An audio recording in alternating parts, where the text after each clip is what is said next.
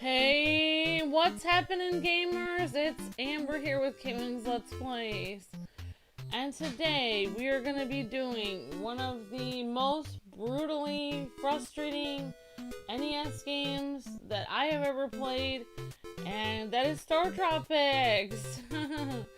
So this game used to be one of my favorite games when I was little and when I was younger, and apparently I got pretty far in this, even though this game is super frustrating. I actually thought that this game was, it was because of my controller that was making the frustration, because we had a very bad controller for the NES. However, playing it recently, I tried to do a members only video recently, and Carlos noticed it.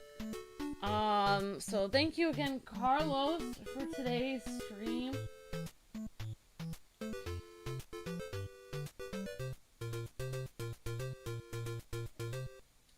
So Carlos, thank you so much for sponsoring for this month. I'm doing the ultimate stream for Carlos this month. Thank you, Carlos. You're breathtaking. Thank you for your generosity and help on the channel. And Carlos was gonna have me do an uploaded video, but honestly, I know that if I did an uploaded video of this, that it would be so painful to make that I would have to keep redoing it over and over again, because literally there is a snake boss in this game that is so hard that I do not think I'm going to get past it, and it is the first boss of the game. This game is so... I don't know how to describe it, but you guys will see. So here we go. Welcome back to the NES days. That's right, Blues Cat.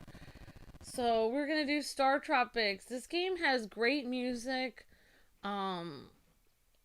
What in the world? Why won't it let me... Oh, why won't it let me... What is happening? Look, my controller's not working at all. As soon as I got into the game, my controller doesn't work. Oh, never mind. I pressed start. Okay, forget it. Sorry about that. Sorry, Luke. Never mind. I didn't realize instead of pressing A, I pressed start. I forgot. Alright, honey. You have a great night, Lukey. Okay.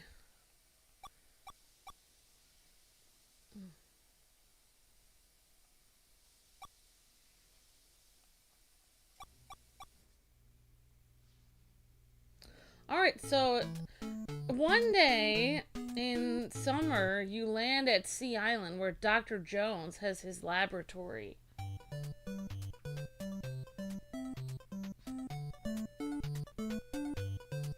This game has fantastic music. So this game is about a boy, and his name is Mike, I believe. And he has a yo-yo as a weapon, and I actually did not know who Ness was when I played this. So just like Ness, Mike has a yo-yo, which is very cute. I always thought it was so cute, and so yeah. So Mike is just, and he's a boy like you and me, and of course I'm not a boy, but you know, he's just a regular person like you and me, and he's just hanging out on an adventure. Welcome to Coral Cola.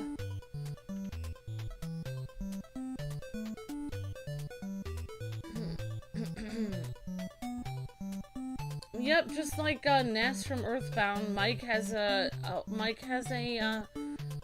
yo-yo. Welcome to Sea Island. So somehow we ended up going to this island with this person named Dr. Jones. Mike, you're an ace pitcher, I hear. Show me how to throw a fastball sometime. So I really don't remember how... This is literally the beginning of the game. This is how games used to be, where there was hardly any backstory. You just jump right into it. Oh, some games. Oink, oink. And the pig turned around so you could see the backside of the pig. I have to hurry. I'm going to roast a pig for your welcome dinner. For your welcome party. So Mike somehow knows Dr. Jones. Your uncle Dr. Jones is so nice. We call him Dr. J. Last week I met Dr. J, who was very busy solving a strange puzzle. Okay, so he's visiting his uncle, who's on an island. Who are you? Stay away from here. Here, where do you come from? Americola?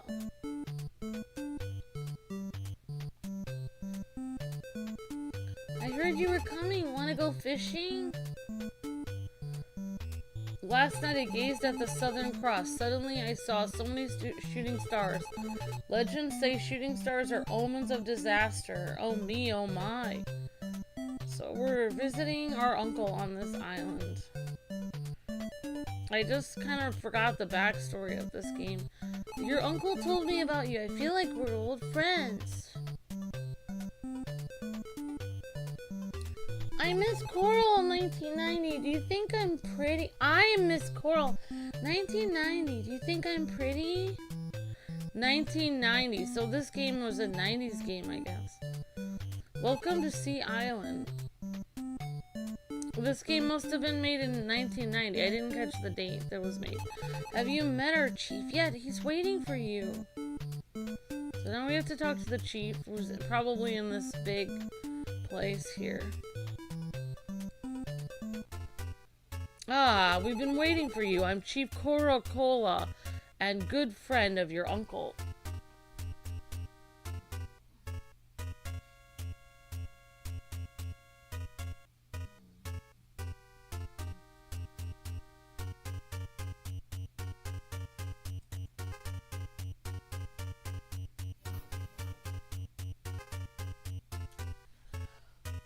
Yep, an NES game. That's right, Mr. Darthrian. Listen, Mike, I have some bad news. Last night, try not to be too upset, but your uncle, Dr. Jones, has been abducted. We must keep this from the islanders so they don't panic. You are the best hope of rescuing Dr. Jones. I don't know what to do. Can you help? So, I don't remember what happens if you press no. You are the best hope of rescuing Dr. Jones. I don't know what to do. Can you help? Yes. Good. You're brave. Take this star. You may think this star is just a toy, but it's very powerful. Mike, you're an ace pitcher. Use it. You've got a star. And it's a yo-yo. It looks peaceful around here, but in the dark below, many monsters have appeared these last few years. Don't let them get you. Mike, the fate of your uncle is in your hands. Find a tunnel in the village and hurry to Dr. J's laboratory. So this used to be one of my favorite games growing up. And I was able to play this game because my brothers did not like the game. So they played all like the cool games like Mega Man and all the... And this game, I think we got, I don't know, we must have had it somehow from a game store, and my brothers didn't really play it a lot, so I liked it because of the whole adventuring thing, like I was an archaeologist or an adventurer, so I really liked that. I thought that was cool. So I actually don't know where I'm supposed to go from here. It says I need to...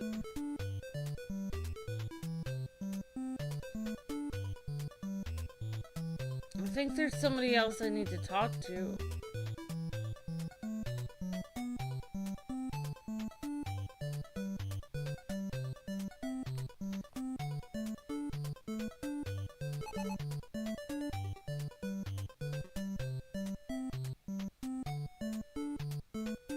Oh, I think because I talked to the chief. Now you can talk to this guy. Oh, you're Dr. J's nephew. Here's the tunnel. Good luck.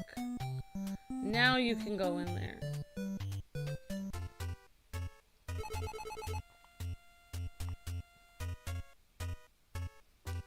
I am the shaman and sister of the island chief. Your uncle was abducted because he found a secret in the lost ruins. I have great hope that you will succeed in rescuing Dr. Jones. Just like your North Star, North Island sailors look for the Southern Cross. Mike, Many wild monsters await you in the dark below, but remember, the magic of the Southern Cross is always on your side. Now begin the test of island courage. Good luck.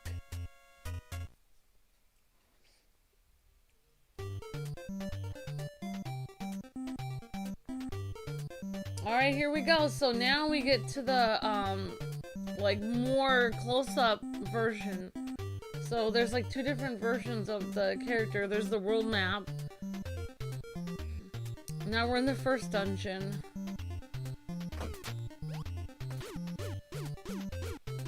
So I can only basically, I cannot go diagonal or anything. And you have very, small amount of hits you can take.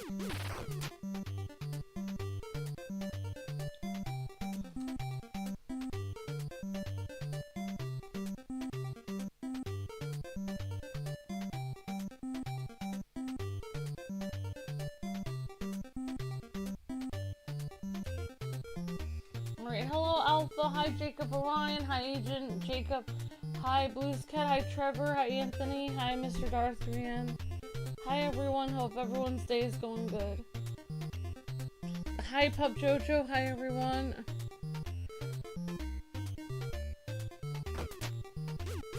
So you really don't want to get hit like at all, basically.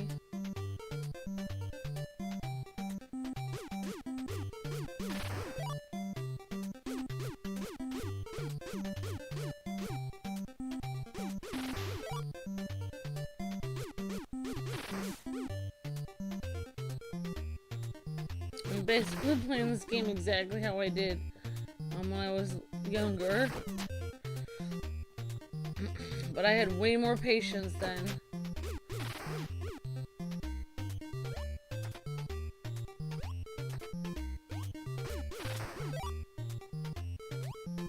So I can't actually hop over there or I'll die.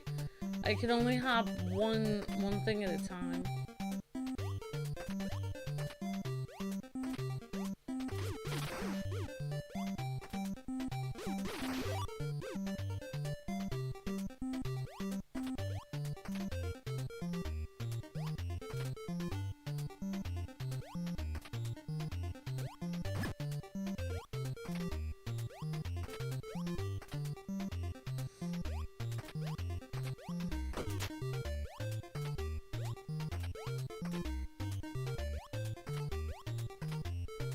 Oh, I guess there was nothing over there. Oops. Alright, I already got hit. I'm literally about to die. I only have 1 heart left.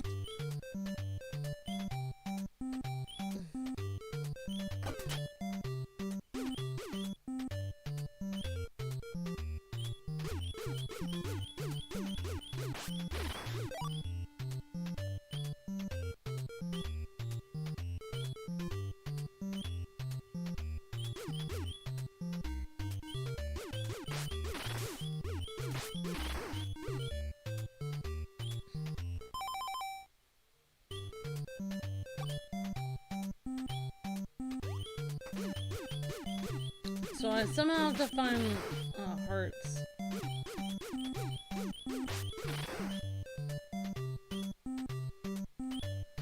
And you have to admit the music of this game is like extremely addicting. I thought the music was really cool.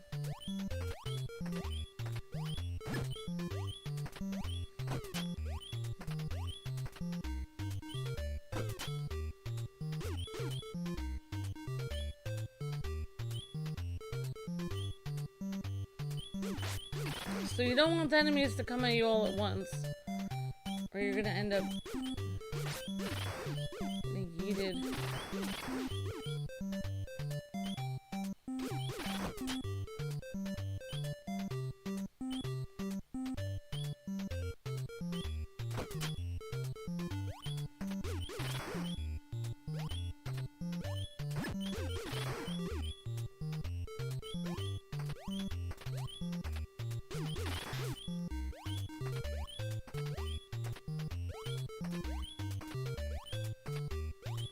Yeah, so I'm trying to find, like, Oh, we've got a third area to go in.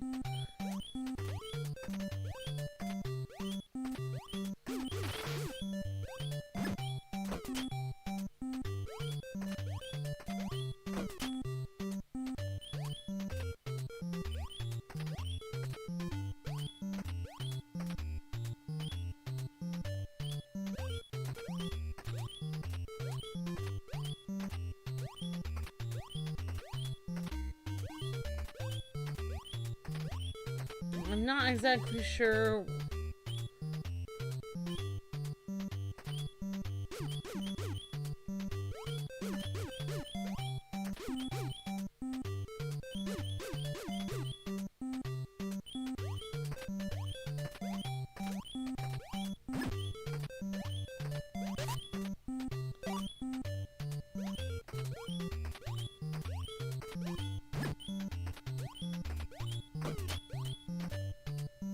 I probably don't want to go there yet.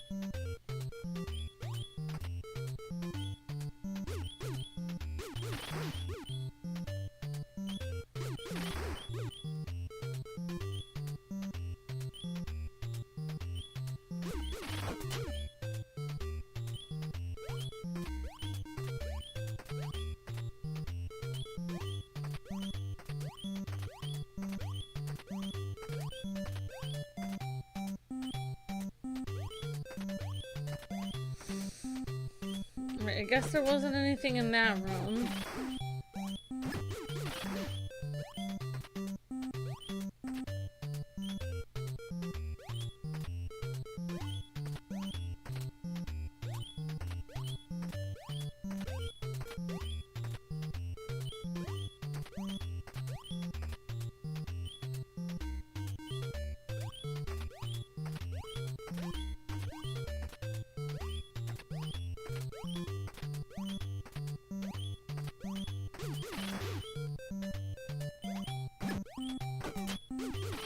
Alright, so we'll see what's on the left. Another death thing.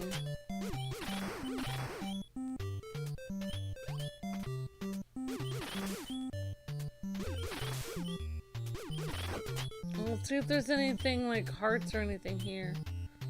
Probably not.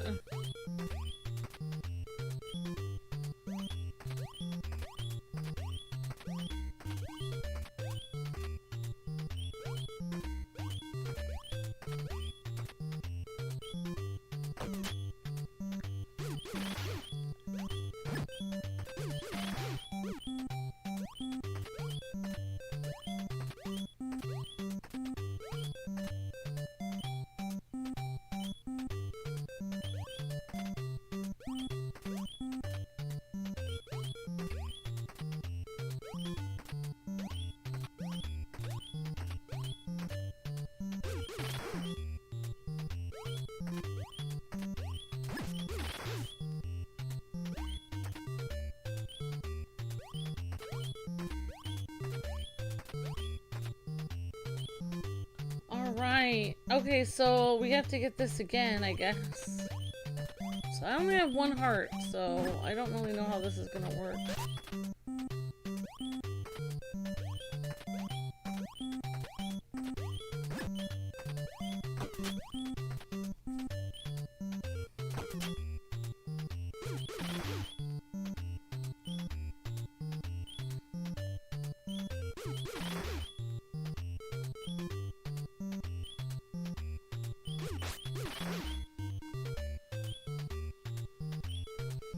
Yeah, and I don't really know how to switch items right now.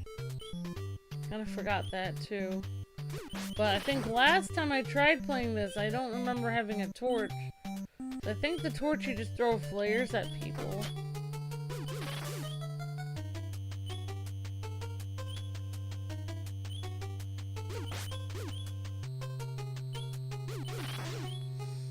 Alright, so these snakes are pretty, tricky.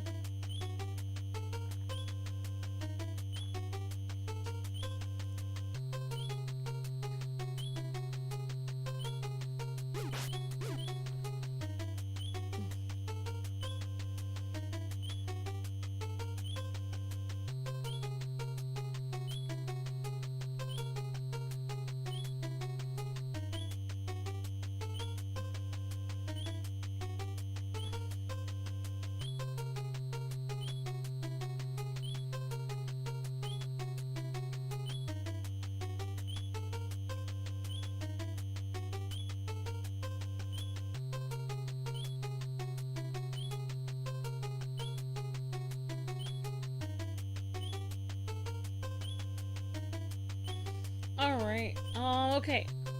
So, I'm gonna go this one.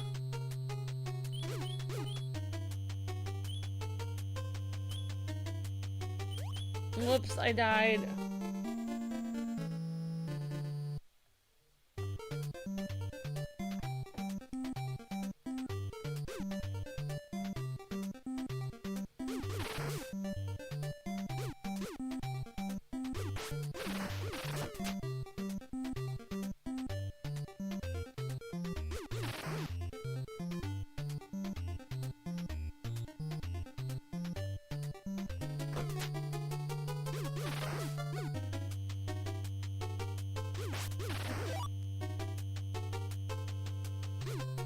Yeah, so basically...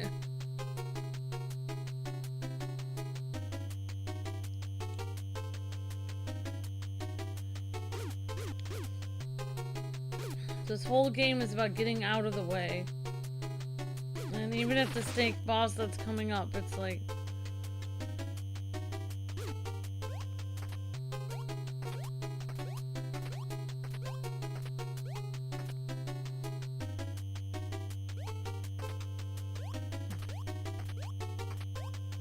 yeah, it'll all be about getting out of the way. Luke isn't here. This is Ultimate Stream. It has my picture on it. It's for Carlos sponsored today's stream. Sometimes this is a two-person channel, and they sometimes people sponsor it for Luke and sometimes for myself.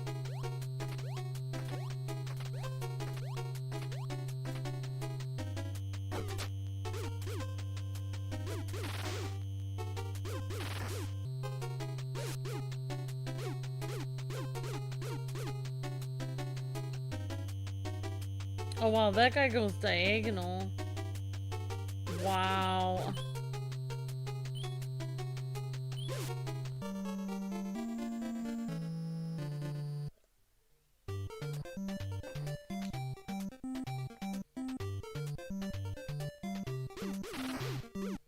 Yep, the reason why it has my picture on the thumbnail is because it's me.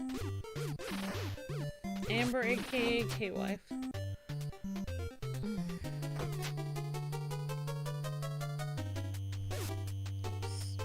And I died again.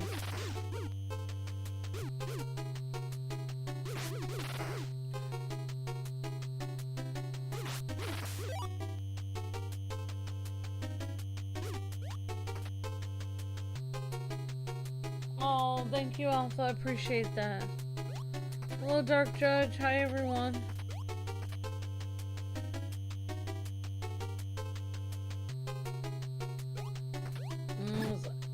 Working this morning, like, I don't know why, but it's like one of the people that I work with, it's like they want to hang out. They're always like talking to me like, oh, you're so nice, and which is nice. They are very sweet, but and in her defense, she is pregnant, so it makes sense she can't carry a lot.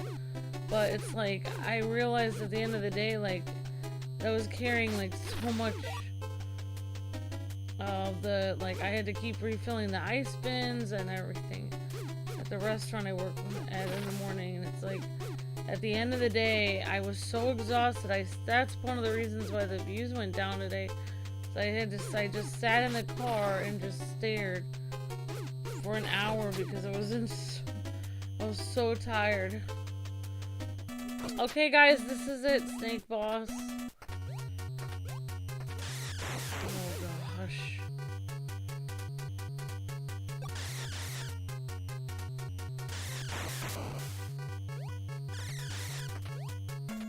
So, I wasn't able to get past this. When I tried this again recently. This is the boss. So, literally the first boss.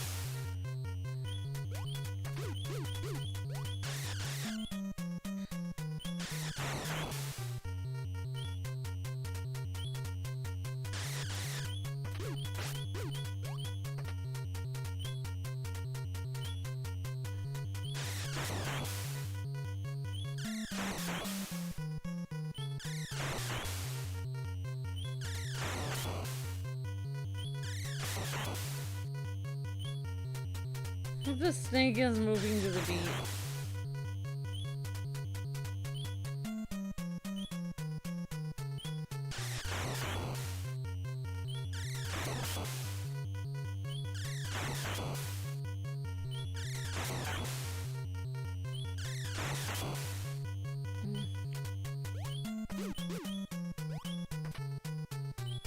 Alright, now things are gonna get super tricky.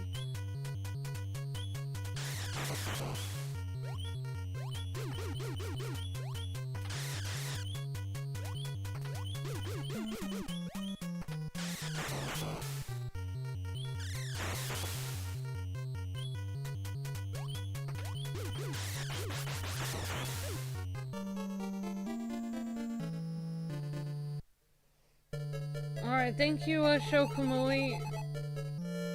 Now saving. I kind of feel like I was able to get past the snake boss as a kid, so I feel like I can probably get past it. We'll see, maybe if it gets really bad we can rewind, but I do feel like if I'm playing it like it's an NES game, there would be no rewind, so...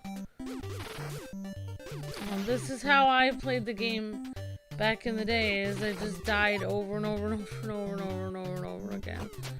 That's how I played most NES games. And you die so many times until you basically memorize the level. Thank you, Shokamui, appreciate that. So yeah, we're gonna try to do this snake boss again.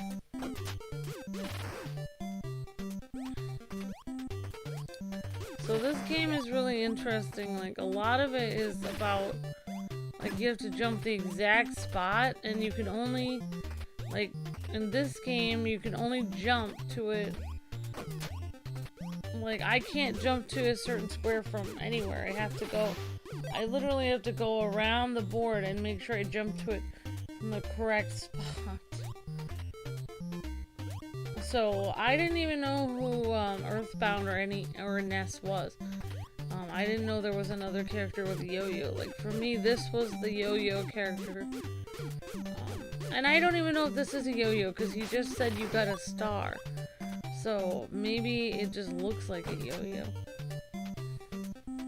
To me, this is a yo-yo. Like, I don't see how this isn't a yo-yo, but...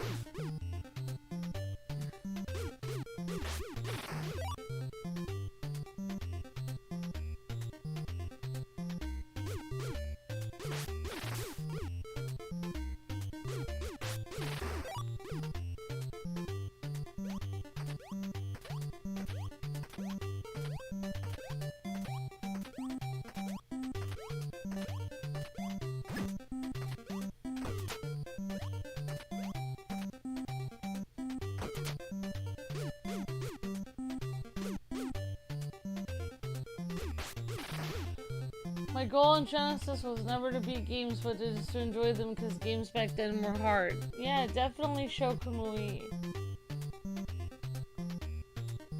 Oh, that it was a registered trademark. Oh, okay, that makes sense, Dark Judge. So, literally, they could have called it a yo-yo, but it was already... So maybe this was a takeoff on... Maybe Earthbound came first, and they did this one later. Also, the fact that they do a lot of references in this game. His uncle's name is Dr. Jones, and his uncle is an archaeologist or a researcher. So, I feel like that's a reference to Indiana Jones.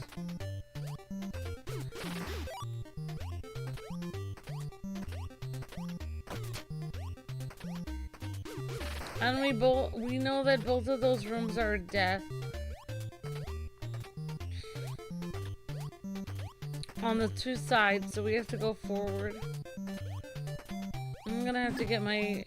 I really honestly needed like 9 hours of sleep before this, but this is not... We don't live in a perfect universe, so...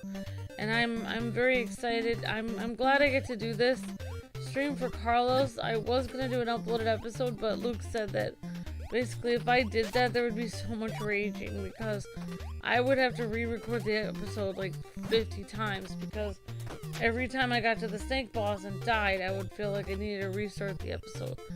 And so Luke said this is better just doing it as a stream because literally you're gonna die at the snake boss. There was a lot of rage involved playing this game when I was younger. And as you can see, this game can really...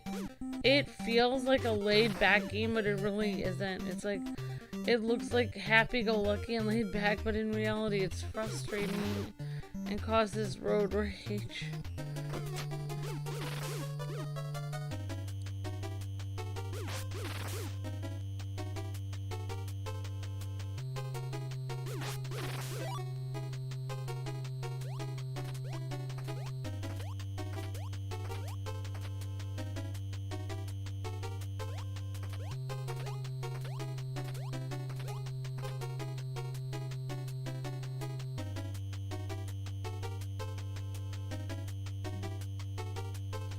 I mean, I'm like,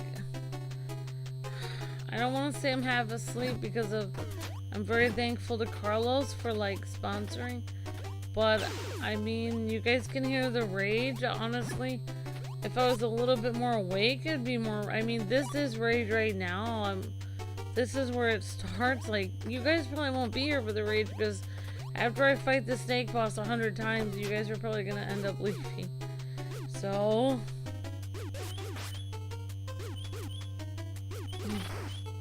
So I did start this as like a members only series. So if you guys are a channel member, you can see episode 1 where I started it and I was so happy-go-lucky about it. Then I got to the snake boss. I tried the snake boss a few times and then I said, oh, we'll do this next time. So literally I have not gotten past the snake boss since 1990 or whenever this game came out. I don't even know if I got this game when it came out.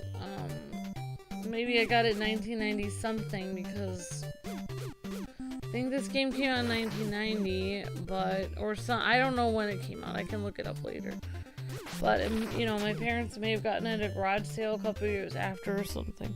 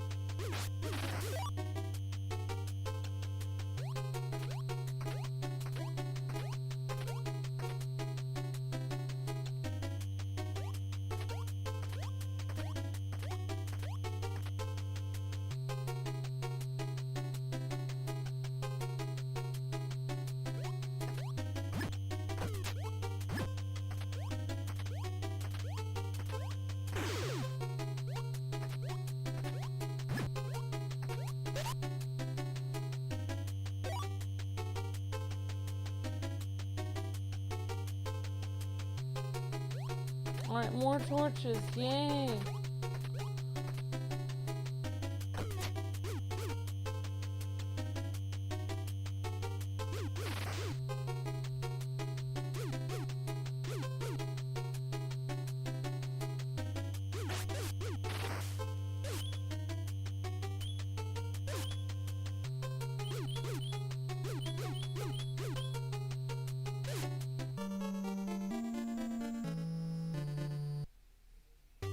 came out in 1990. Okay, awesome. Home Alone was rage-inducing for you, Shokamui. Yeah. The stuff on the game that was hard for me on the Sega Genesis was I did not like the Toy Story game on Sega Genesis. It was super frustrating. I didn't like I never got past the Buzz Lightyear boss. That was like Woody's dream, his nightmare was Buzz Lightyear.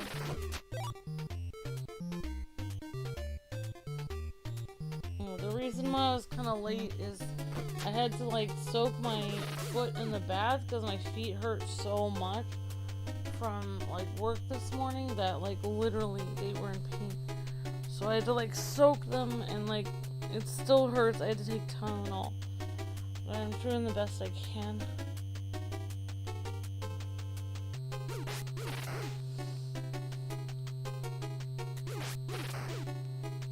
I mean, it won't really get rage-inducing until like the 100th time that I play the snake boss because I'm telling you that we're gonna be at the snake boss for a while.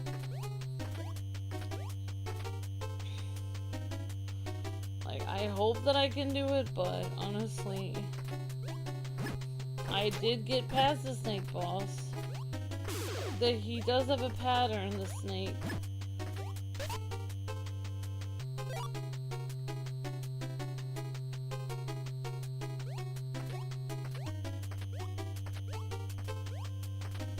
I'm guessing that I didn't get this game until 1993 or 1994, but this is so freaking frustrating.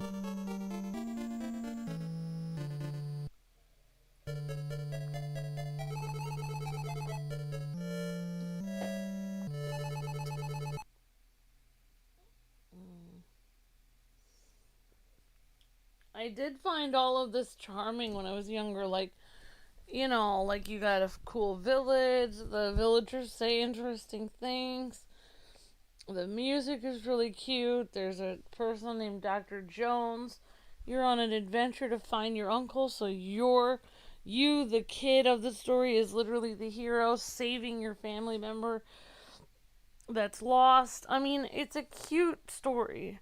And honestly, after playing a little bit of the original Earthbound, which is a freaky game that is like a psychological horror game almost, I do prefer the storyline of this game because this game is just sweeter and more just down to earth and like it's just more simple story. Like there's not too much to it. Earthbound has all this complexity.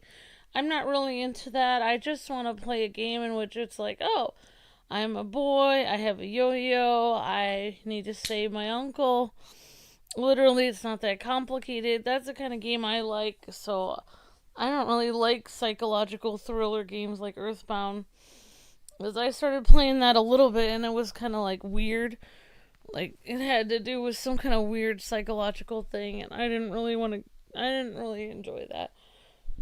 So, I'm more into this kind of game anyway. I just wish the gameplay, I feel like the gameplay is, like, really bad. Like, it's not gameplay is bad, it's just, like, the game is brutal. Like, that area where I just died was pretty brutal. Like, it's almost impossible to dodge the enemies there.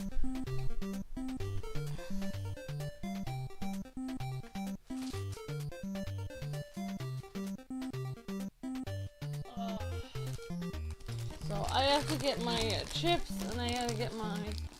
Honestly, I should have gotten some peanut... I'm gonna get my peanut butter crackers. Because there's... I'm like, literally need some protein.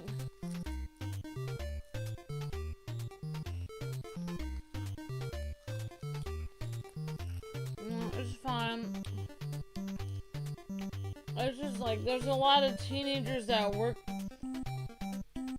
Well, there wasn't a teenager working with me today, but there was a few 20-something-year-olds. And,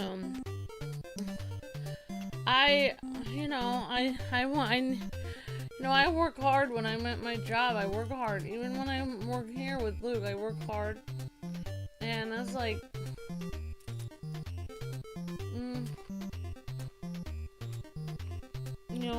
Luke and I have always been like that. It's like, when something needs to be refilled, I don't wait for somebody else to do it. I do it myself. You know. At all the jobs I've worked at, I always stay busy, make sure I'm always doing stuff. But at this job, it's carrying really heavy, huge vats of liquids and ice and stuff like that at the restaurant, so it's like even somebody at my job today was like, wow, you're strong. And it's like, I'm thinking like, this is everyone's job, like everyone's supposed to be carrying this.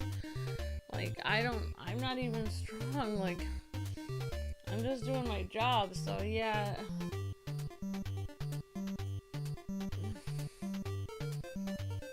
it's okay. I just like in like 5 or 6 days, like the pain in my left thigh will go away. Like in my left leg, upper leg will go away. It's gonna take several days. I could get like the icy hot patches again, because I did have like the stuff Shaquille O'Neal used to sponsor, icy hot, and honestly that works so well. I'm gonna go get my peanut butter crackers so I can get through this boss. We're gonna try to get through this boss for Carlos. Alright guys, I'm gonna go grab my peanut butter crackers.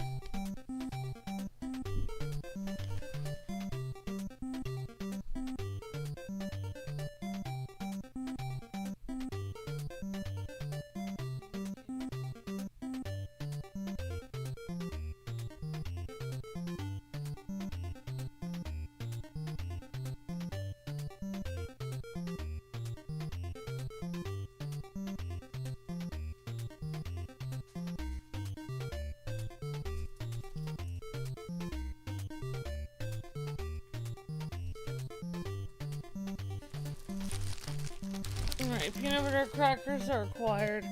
Honestly, like, I keep going to the grocery store and getting these, like, it's like a good backup meal, honestly, or like backup snack. It's like the Ritz peanut butter crackers are only like $3 and something. And you get a pack of like 8 of them. Honestly, you can't go wrong with that.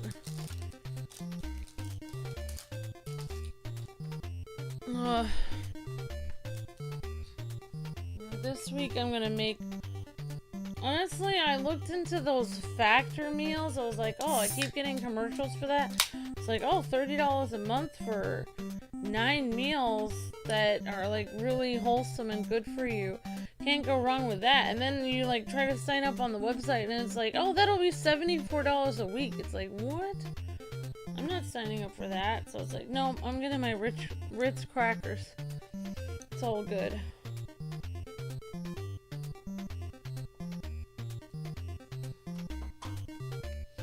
Alright, so where were we? Here we go. Honestly, I feel like the Ritz crackers with peanut butter is better gamer snacks than like cheese puffs, because it actually has protein in it and it doesn't get all over your controller.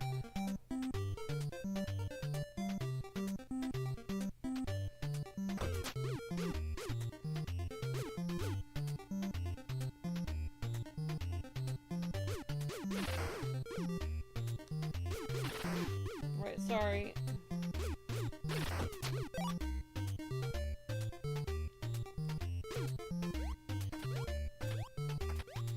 So, yeah, I was just looking for hidden switches. Honestly, this is gonna be like, this is gonna be like a pain. Like, I'm gonna have to do the same boss over and over again. Honestly, but that's kind of how people learn, like, old school games. Like Sho Kamui was saying, he just had fun playing the games because, like, honestly, this is how brutal older games were. Like, this is just how brutal they were. Like, you'd have tons of enemies coming at you, no way to dodge. Almost impossible to, like, move the way you need to move to get out of the way. And almost impossible to move fast enough because of the controls. The cool thing about Sega Genesis was you had the diagonal, whereas NES was just you could only move up and down, or shoot up and down, or across. I did like in the Sega Genesis, you had the diagonal button on like the controller, which I thought was really cool. That's why I thought the like Rocket Knight Adventures and Sparkster, like the little possum that hung from things and was a knight, I thought they did a really good job of implementing the diagonal controls on the Sega Genesis controller. I did kind of think, I didn't really know that Nintendo was super famous. I just thought of the Sega Genesis as like a better game system, because I just thought it looked better to me. The controller was bigger, the controller was easier to hold, it had a diagonal button, the games looked more flashy on the Sega Genesis. I just thought the Sega Genesis was the superior system than NES or Super Nintendo, but apparently it wasn't. Like, I didn't know I didn't have TV growing up, so I didn't know.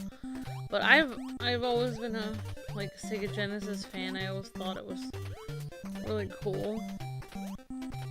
I mean, I did think sometimes, especially the Super Nintendo, like, we had NES and Sega Genesis, so I didn't really, once we got Super Nintendo, I guess I kind of realized that, oh yeah, I guess Super Nintendo is kind of superior to both NES and Sega Genesis.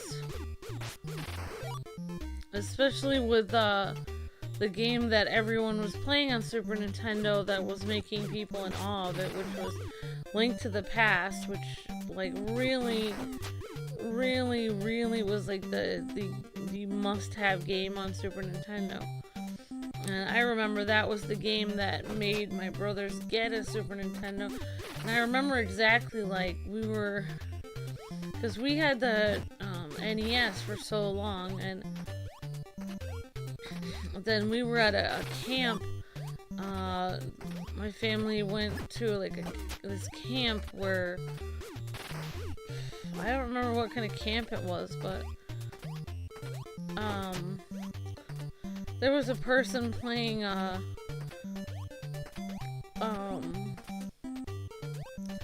they were playing A Link to the Past on Super Nintendo, and I remember my mom actually was a huge gamer. I don't talk about it a lot, but my mom really liked playing games.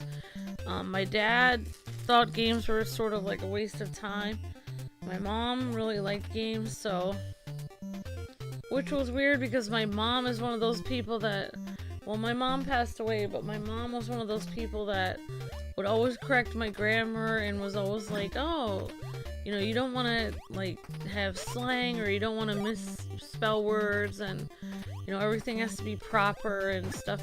So you would think that she would not be a gamer based on, like, her other personality traits, where everything was always about, like, making sure you have your T's crossed and your I's dotted. But she really liked games, and she would play games with my brothers, and then basically I didn't really get to watch movies or play games as much as my brothers did, and my mom, because like I always had homework to do. It took me a really long time to do my homework every night. Either I was trying to be a perfectionist, or I had my brain worked differently than everyone else's. But when I was in like 3rd grade, I would be up till midnight doing my homework. I would also I would forget, like, a lot of times in class, I would forget, like, what chapter they told me to read. Was it 5, 6, or 7? So I would read, like, all 3 of them. And then I would do, like, all the homework for basically the next month. Because I forgot what chapter they asked me to do, so I would do all of them. And then I would, after I did my homework, I would basically after I was done doing my homework, and I would be kind of like obsessively like make sure I knew the material, so I'd read the chapter like 2 or 3 times. So I wouldn't actually get my homework done until really late. So I did get way better grades than my brothers, but like my brothers would just do their homework in 10 minutes. It would take me 5 hours to do it. Like I would be doing it all night. So they would always get to watch movies and play games, and people would always ask me, is my homework done? A lot of times my brothers never even did my homework. They would just say they did their homework, and they wouldn't. Also my brothers, like, they didn't go to their lessons. Like, I always practiced for my piano lesson, my violin lesson. And my brothers would always say that they practiced, but they didn't, and then they would just skip out. So it's ironic that out of all of my 2 brothers, it's like they ended up getting like really good jobs and like everything going really well for them in life, even though they hardly put any effort in at all in school.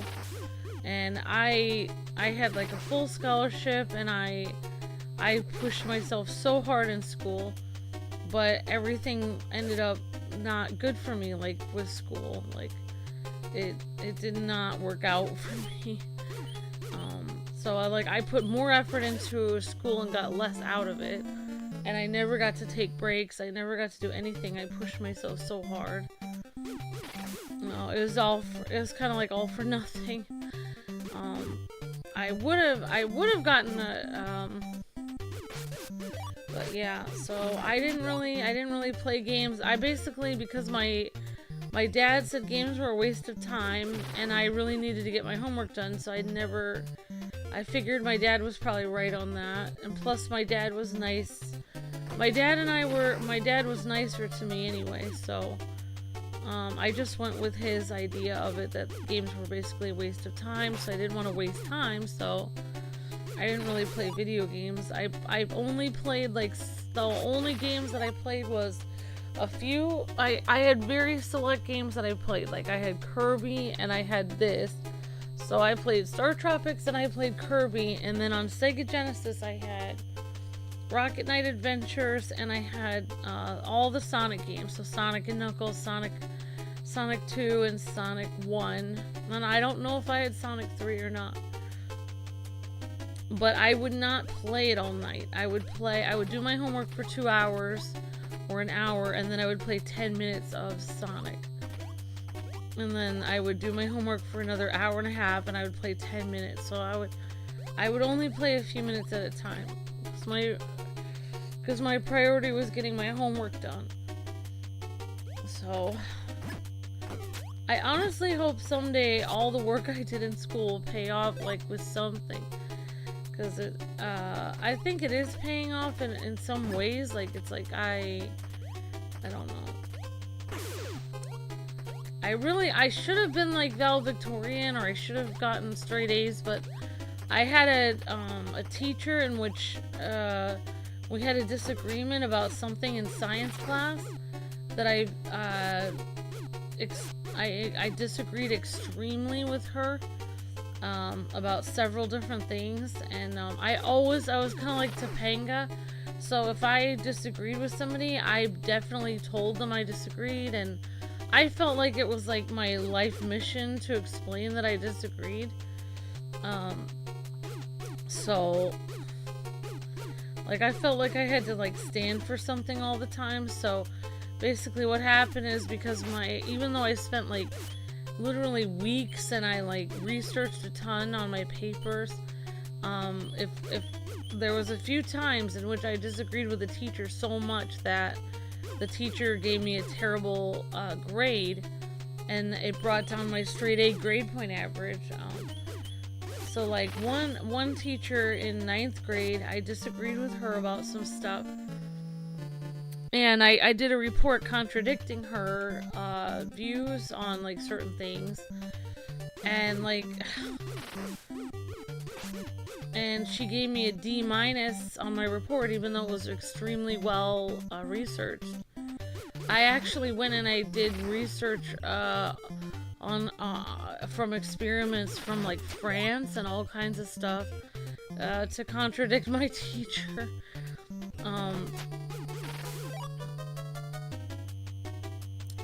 And then she gave me a terrible grade, and then I was upset, so what I did was I asked her if I could do extra credit to make up for my grade, so I stayed every single night and put away chairs at her room to try to get more points for the class, because I wasn't gonna like go back on my my stance or go back on my opinion, so I just asked for extra credit. And then I actually it's funny, I actually redid my report. It was only supposed to be like a 1-page report. It was like I did like 5 pages. And then I redid it, and then I gave it to her again with more information added, because that's the kind of person I was. And then she read it over the summer, and she actually told me that some of the things that I wrote on there changed her mind about something. So that was pretty interesting. Like, that's just the kind of person I was. Like, I had that happen to me in English class as well, where I was so vehemently, like, in disagreement with my teacher that I wrote a report contradicting their opinion, and I, again, got a bad score because they basically said you know, like, this isn't, like, there's no evidence, no one has ever said. Basically, I remember what my report was in English. Basically, like, you know, like, history is always written by the victors, so I'm part Scottish, and I made my report about the Jacobite rebellions, and the Jacobite rebellions were, it was basically about Scottish independence from England, because originally Scotland and England were 2 different countries, and there was a King James, who was, I believe, King James the first of England, but 5th of Scotland, born to Mary, Queen of Scots. He ended up being the king of both England and Scotland, a Scottish king, but ended up accidentally screwing Scotland over because of that, because eventually it'd be ruled by English kings, so eventually Scotland really couldn't get away from England, because it ended up setting this rule where they were run by the same king, so they'd have like there'd be like there would be like a king, it would be like a throne room in England and one in Scotland. And basically these Jacobite rebellions was after there was like a Scottish king that was kicked out of England, and then basically that Scottish king went to France, and then they had 2 or 3 generations of royalty that like, anyways, it doesn't really matter, but so it's a long story, but basically I basically made the assertion that, like, there was a point in which Scotland could have taken over with Bonnie Prince Charlie coming back. He actually did take over all of Scotland. According to Scottish, like, sources, he actually did. England, like, doesn't write that he did. They say that he didn't. He had no chance. But if you actually read the Scottish books on it, he actually did take over all of Scotland. So I talked about that, and my teacher was so angry, because my teacher's English, so he was really mad, so he gave me a terrible score. So, like, that's the kind of stuff I always did in class, where I would contradict my teachers all the time, and then they would get super mad at me, and then they would, like, give me a terrible grade, even though my papers were actually more researched than anyone else's. It's just that they disagreed with me. So yeah, it was frustrating. Like, I had a hard time in school. Like, that even happened to me in college, where I was in my college class for, like, philosophy, and I was, like, asking my teacher, like, oh, I said, because like I had to come after class and I was like freaked out because like my teacher wanted us to do a report on several different philosophers and their belief systems. So I came after class and I was like freaking out, and I was like, so you want me to compare and contrast the differences in the belief systems between like Rene Descartes and Pascal and all these people? And my teacher was like, no. It's like, I just want you to write a two-sentence summary of each of their belief systems. And I was like, oh. So I was like overthinking the entire thing, like.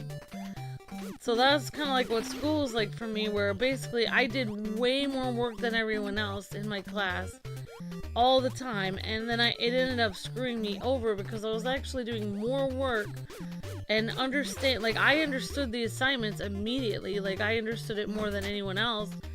Like, I understood all the concepts that we were talking about. It's just that I always thought that they wanted me to do 10,000 times more work than they actually wanted me to do. So then it ended up being like, I ended up being like too smart for the class, basically, to the point where I ended up, my brain actually ended up making me lose points by doing too much work. So that was basically what school was like for me. Which I really wish I had been homeschooled, because it just wasn't, like, everyone else was just doing the bare minimum, and here I was, like, I really wish I had gone, like, I learned about people that, like, in the 1800s and stuff, or 1900s, people used to actually be done with high school by 13 and go right into college, and I wish I could have done that. Because honestly, I put so much work into high school, it was like I was in college. And I wish I had done that, because it's so hard to pay for college. Like, it's so much. By the time I was done with school, like high school and stuff, I was so burnt out because I had put so much effort into it. And everyone else had put so little effort into it that, like, it was just not, I don't know. So, yeah, but there, I didn't really get to, I would have, like, I would have gone to, like, I had a full scholarship, but then, of course, there we go, Mike died. But then, of course, that was when Luke's car accident happened.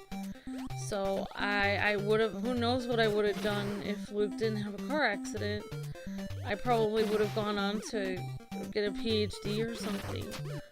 So, it's definitely frustrating. Like, that's the most frustrating thing about the YouTube income going down, is that I worked for almost 10 years with Luke on the channel so I could finally go back to college, and then YouTube lowered our income, so now I can never go back. I can never get a degree in archaeology or whatever I wanted to do, which I always wanted to learn things.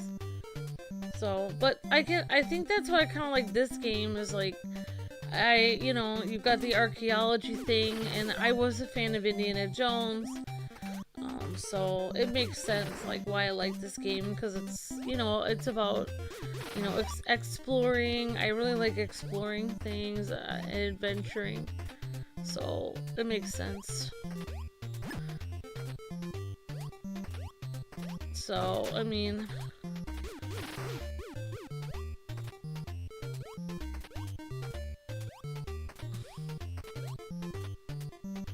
but, I mean, that's why I kind of related to Luke a little bit, because of his ADD, attention deficit disorder. Like, he always thinks things are harder than they are, and he has to have it explained to him, like, oh no, like, he understands the concepts of things, complicated concepts, immediately, when other people have a hard time understanding them. But then he thinks that, he doesn't understand.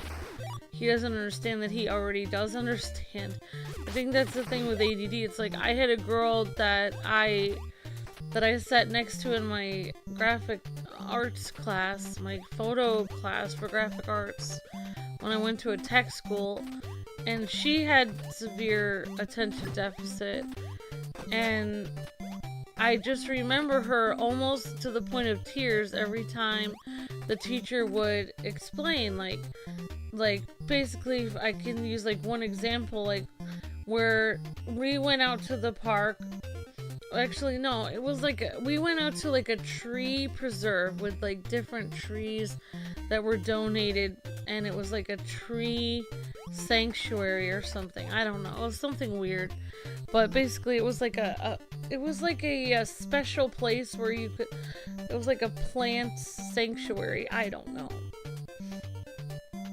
it was like a special city garden. So we went there, and then we took photos. We had to take our cameras, and we took photos for our class. So this girl's photos were so good. Like, she had the lighting right. Like, she had like a little like butterfly like perched on a flower, and she took beautiful pictures of the sunlight coming in. And one picture she had of like a butterfly sitting on a fence. And like, so her pictures were just gorgeous. Like, she took the right, she just naturally was great at photography, but she had severe ADD. So like, so I'm looking at her pictures. My picture was like a picture of a frog in a puddle. It didn't look good. So like, whatever she did, it was a million times better than mine. And so I'm sitting here listening to the teacher, and she's sitting here telling us, like, she's like, I want you to take your best photo, and I want you to tweak it a little bit with the lighting, and then I want you to submit it, and, you know, we're all gonna take a look at it and see, we're gonna analyze your photo and see, like, you know, how it corresponds to, like, you know, the rules of photography, such as, like, there's several different rules of photography. Like, they were trying to teach us, like you shouldn't have your subject right in the middle of the photo because it looks harsh. You shouldn't, like, you should have like a main, you should have like a main central subject for your photo. Like, shouldn't have too many things going on. Like, have like a main idea of your photo. What is your main thing you're taking a picture of? It is the butterfly, is the tree the main subject of your photo? What can you tell what the main idea of your photo is? So basically, she was saying that, you know, you're gonna take your best photo and we're all gonna like analyze it. And this girl with severe ADD next to me, she's crying because she was like, I don't understand. She's like, I don't know what I'm supposed to do. And I was like, I had to like, I wanted to like almost shake her, because I was like, get a hold of yourself. Like, I told her, I said, look, I said, because I had gone and gotten like my pencil sharpened, and I had looked at everyone else's photos in the whole class. And I was like, look, and I know her name began with an M, but I don't know what it was. I don't remember. But anyways, it kind of reminded me, because I realized, like, I always end up sitting next to people with attention deficit, because my husband has attention deficit. It's like, so she's sitting here almost crying, and I felt bad for her, and like, she was about to cry, and like, so I was like, I said, look, I said, she's like, I don't think I can do this. I might as well just quit the class. She's like, I'll never be good enough. And I was like, I told her, I said, look, I said, I just got up and I've seen everyone else's photos. I was like, your photo is by far the best in the entire class. Like, you know, you already do have all of the right things for the, you know, the requirements for the thing. Like, your subject is clearly shown, the lighting is perfect, you know, you can clearly see the main idea of your photograph. Like, you already have all the rules down. Like, you already followed all the rules, like, without realizing it.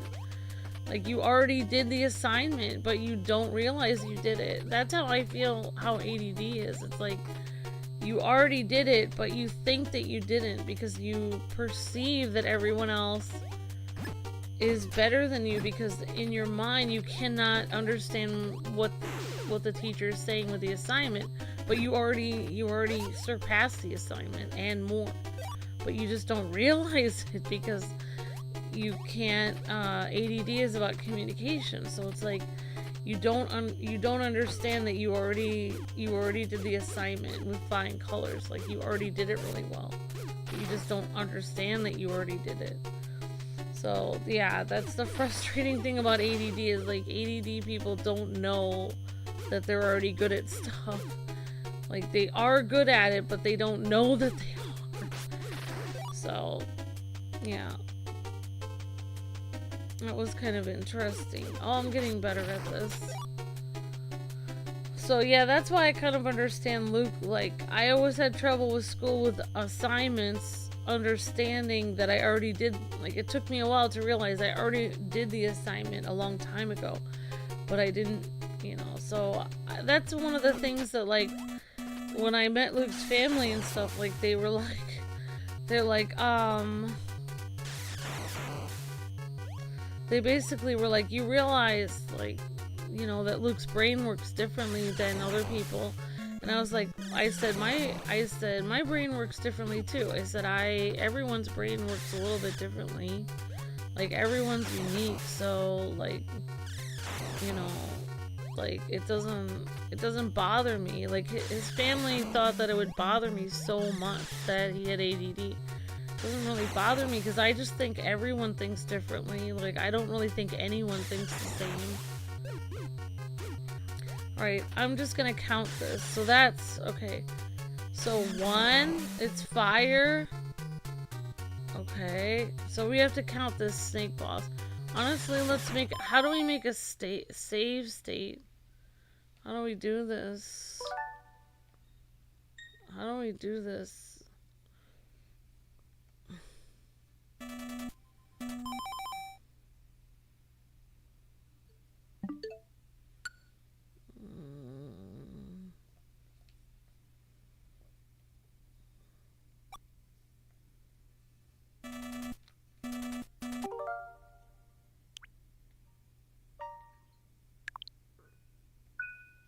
Alright guys, we gotta save state.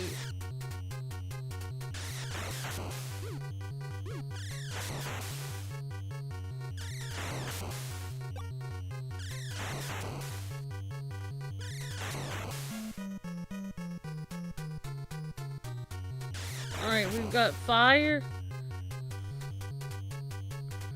Fire. Fire, so 3 fires. I do like these old bosses are all about patterns. 4 fires, and then you have a mouth. Fire, mouth. Oh wow, it's random. Fire, fire.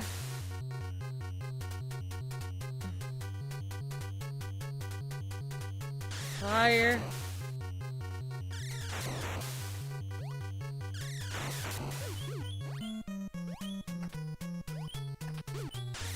One, 2, 3.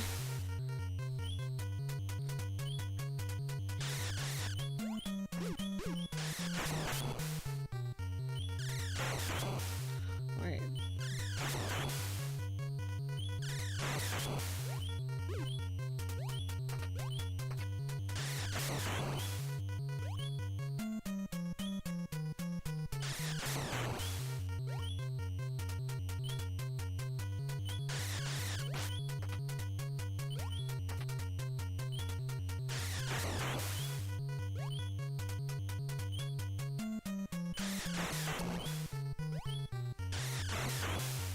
Okay.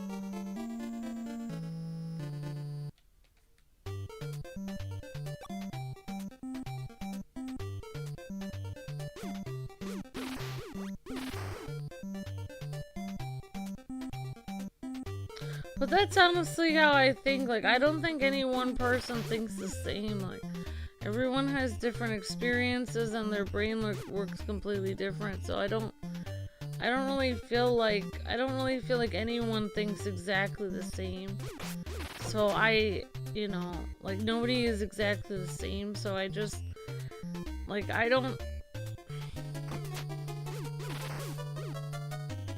you know, but it, you know, at first I didn't really understand, like, Luke's ADD very much, but as time went on, especially meeting other people with ADD, it definitely made me realize that it's definitely something that's hard to live with, because basically you could be really good at your job and at school, but you can get to the point where you don't understand that you're very good at your job and at school, because you don't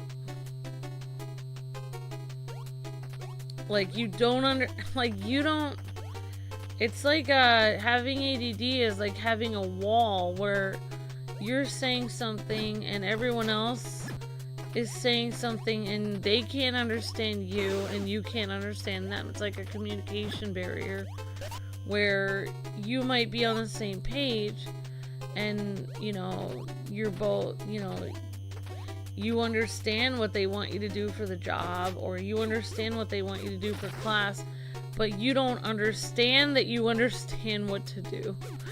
Like, you think, like, you already got it at the get-go. Everyone else is still working on the initial idea, like, oh, make sure to make a video about the pyramids of Egypt or whatever. So you already understand the assignment from day one. You already understand you're going to make a video about the pyramids. You get that. Everyone else is sitting there going, oh, do you mean like the pyramids in, you know, Mexico? Like, they're still trying to understand the original assignment, whereas you already understand it with ADD. But with ADD, it's like you don't understand that you understand. You think, like, you have all these questions, like, you know, like, I don't think you know, like, I don't know why, but people with ADD, they just have so many questions and they think they don't understand it when they already do. Like, they're making it too complicated. But that's how I don't have ADD, but I have, like, you know, like, I also don't, like, when it comes to school, I get the assignment right away, but it's like I'm always overthinking it, thinking it's more than what it is. Like, I think they want me to do more than what they asked me to do.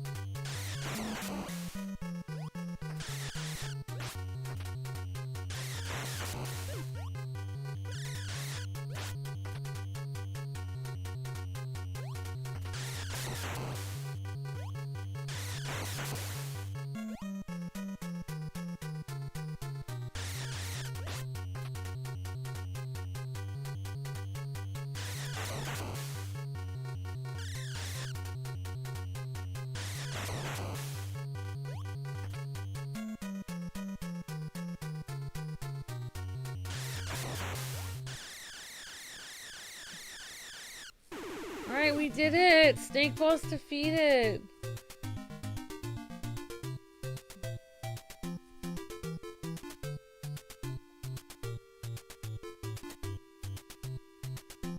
Oh, press the L to load your state file. Okay, thanks, Joe Kamui.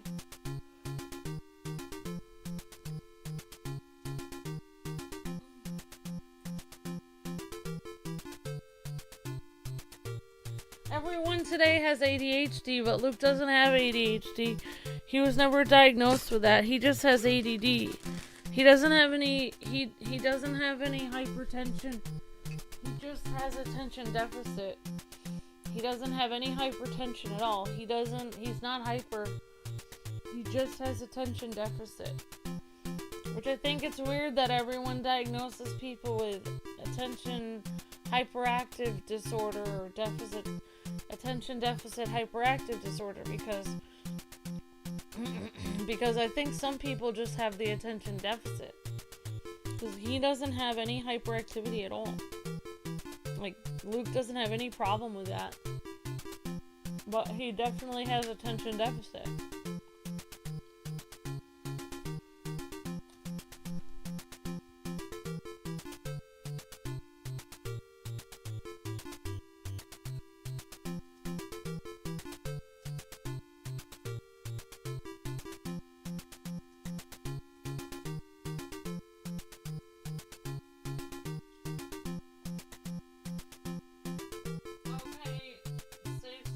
ZR and ZL. Okay, thank you, OH. Thanks, Shokamui.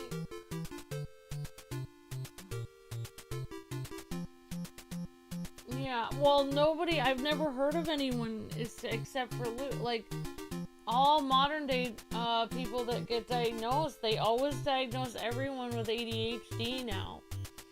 But I think that's incorrect because, I mean, Luke does not have ADHD. Like, he has ADD. Like, he does not have hyperactive.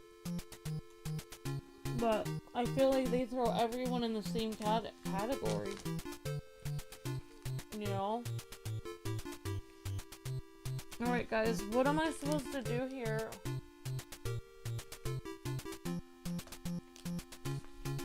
But when I saw this girl in my class, I thought, what a horrible curse. Like, I mean, I'm not trying to be rude, but what a horrible curse to live with a disorder in which you are very good at everything in life, you are very smart and good at things, and you understand things, and you understand complicated concepts, but you don't understand that you understand. You think that you don't understand, but you do. That's how I feel like what ADD is. Like, it's like you think that you don't get it, but you already you do understand it. But then you think that you don't understand it, so everyone else thinks you're stupid, but you actually got it before they did. That's how I feel like ADD is. It's like, you actually did understand it from the beginning, but you don't understand that you understand it. I don't know how to explain it other than that. That's the only way I can explain it, living with someone with ADD this whole time, is that it's like Luke will ask me very, very, like, interesting questions about life. Okay, so how do we, it says suspend menu. Okay. Alright, I see it now, guys. Okay, thank you, Shokamui, thank you, OHX90, thank you. So, yeah, I thought, what a horrible... And I do think that Luke having ADD, I think that there are a lot of things that he would do if he didn't have ADD. Like, being a voice actor, I think he would probably have done that if he didn't have ADD. Like, so many times, like, I tell him, like, you should really apply for this or apply for that, or, you know, do this program for voice acting. And he's like, oh, that's for other people. Like, I couldn't get through that. I'm not good at school. I'm not gonna be able to do that. And that, I don't know, it's just frustrating because it's like, I want to tell him, like, I feel like, I don't know, I feel like ADD is like, for Luke, and for even my friend in graphic arts, and I don't know if it's like this for everyone else, but I feel like it's like the giving up disease. It's like, you just feel so overwhelmed, and you feel like you're never gonna understand all these things, which you probably already do understand them. It's just that you don't think you understand them, but you already do. And you think that it's not gonna work out for you. You think everyone else is gonna be able to understand it, and you won't. But in reality, you probably could do better than all of them, but you just won't give yourself the... You won't give yourself the, you won't encourage yourself to the point where you'll just give yourself a chance to try it and to fail. Like, it's like you can even see it when Luke plays video games sometimes, like, where like, for me, like, if I'm playing a game in which it's hard and I'm failing 1,000 times, like, for me, it's like, oh, I'm just going, oh, wow, this is, you know, a fun game, and I'm showing the game off. Like, for instance, like any game that we're showing off that's kind of, like, has some kind of difficulty, like, for Luke, all he's thinking about is, like, oh, you know, people are gonna see me mess up.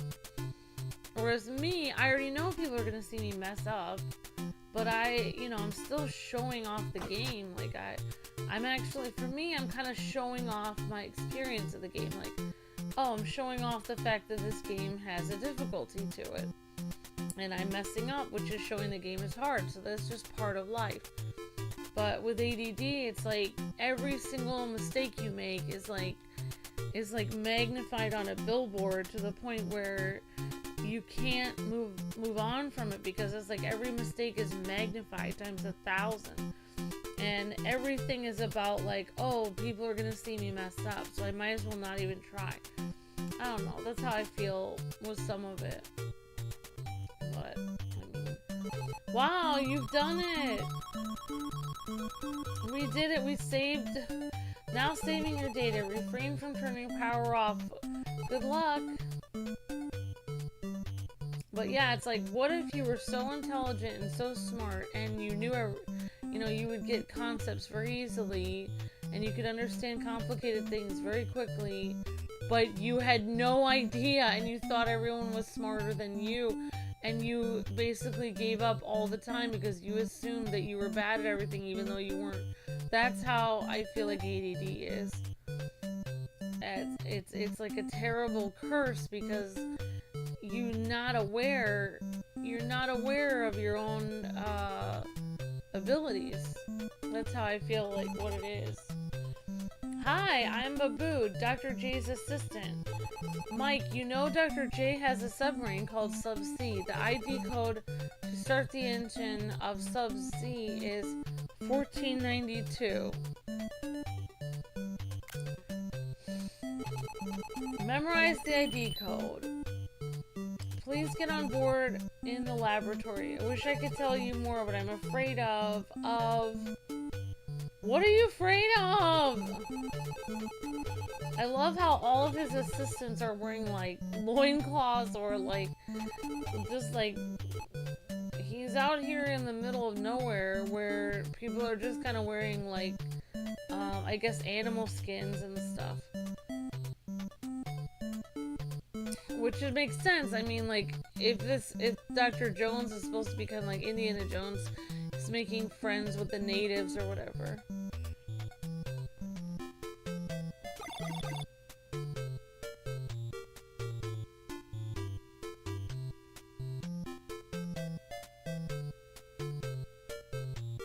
Yeah, because, like, for instance, like, Luke and I played the Sonic racing games differently.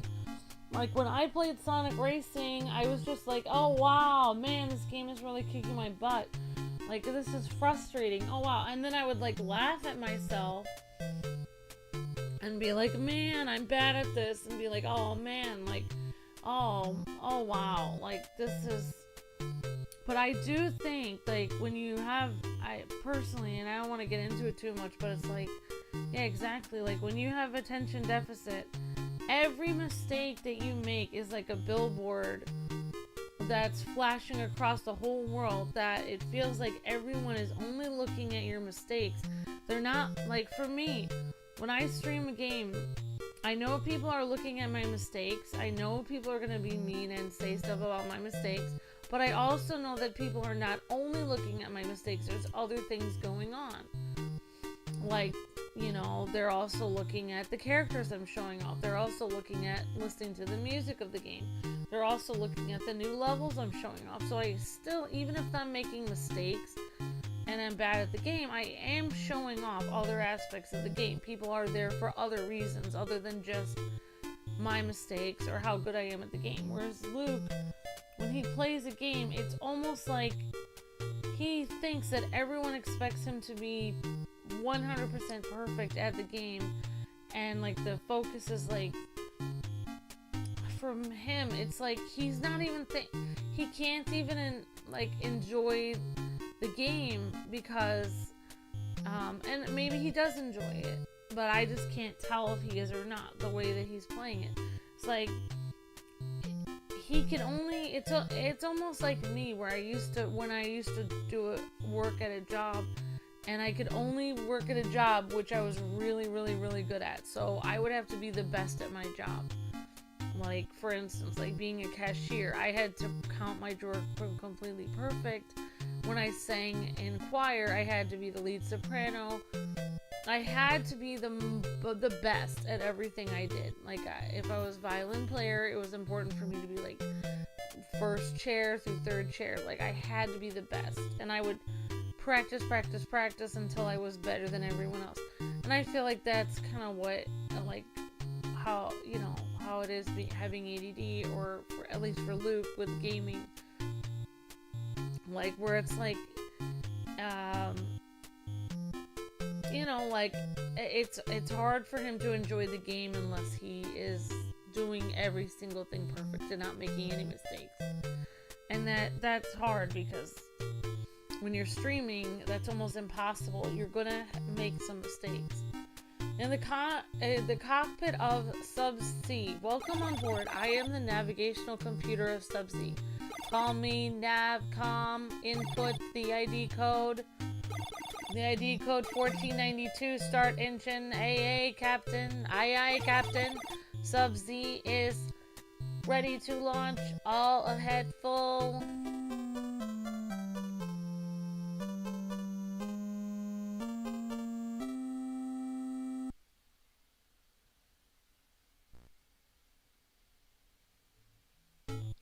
After a few hours of voyage, Sub-C is still cruising on the ocean.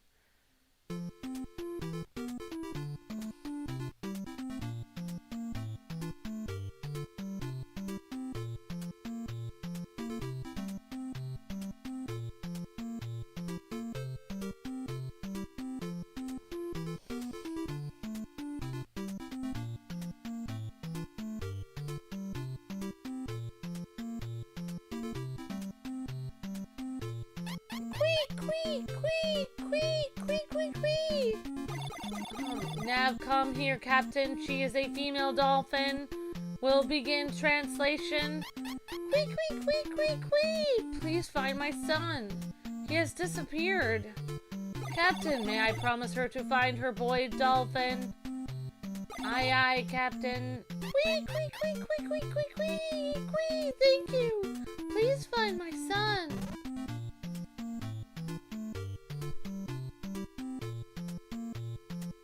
Chapter 2, Dolphins, that's right.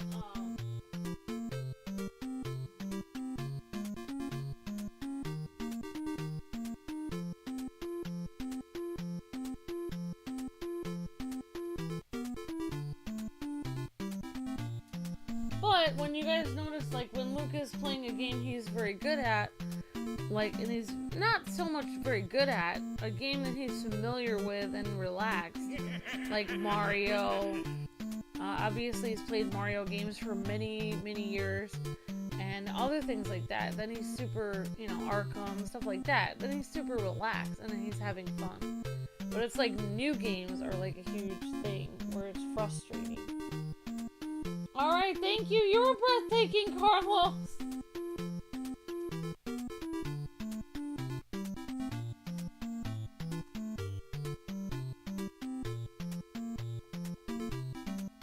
Wow, I did not know I would get past the snake boss. Unbelievable. Thank you, Carlos. You're amazing. Thank you so much.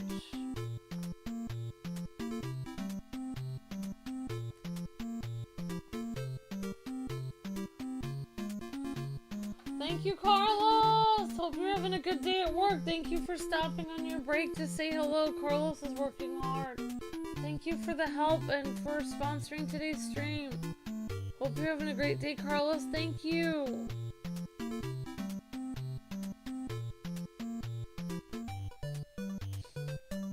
Well, now I'm actually getting further into the game. I didn't think I would ever get past that snake boss. So now we're getting more into it. Hello, I maintain the lighthouse. You're looking for a boy dolphin? Sorry, I have not seen him. Please visit my wife at our south house. She enjoys company. So we have to find the guy's wife is also a lighthouse person. Oh, thank you, Shokamui. That's very sweet. You're awesome.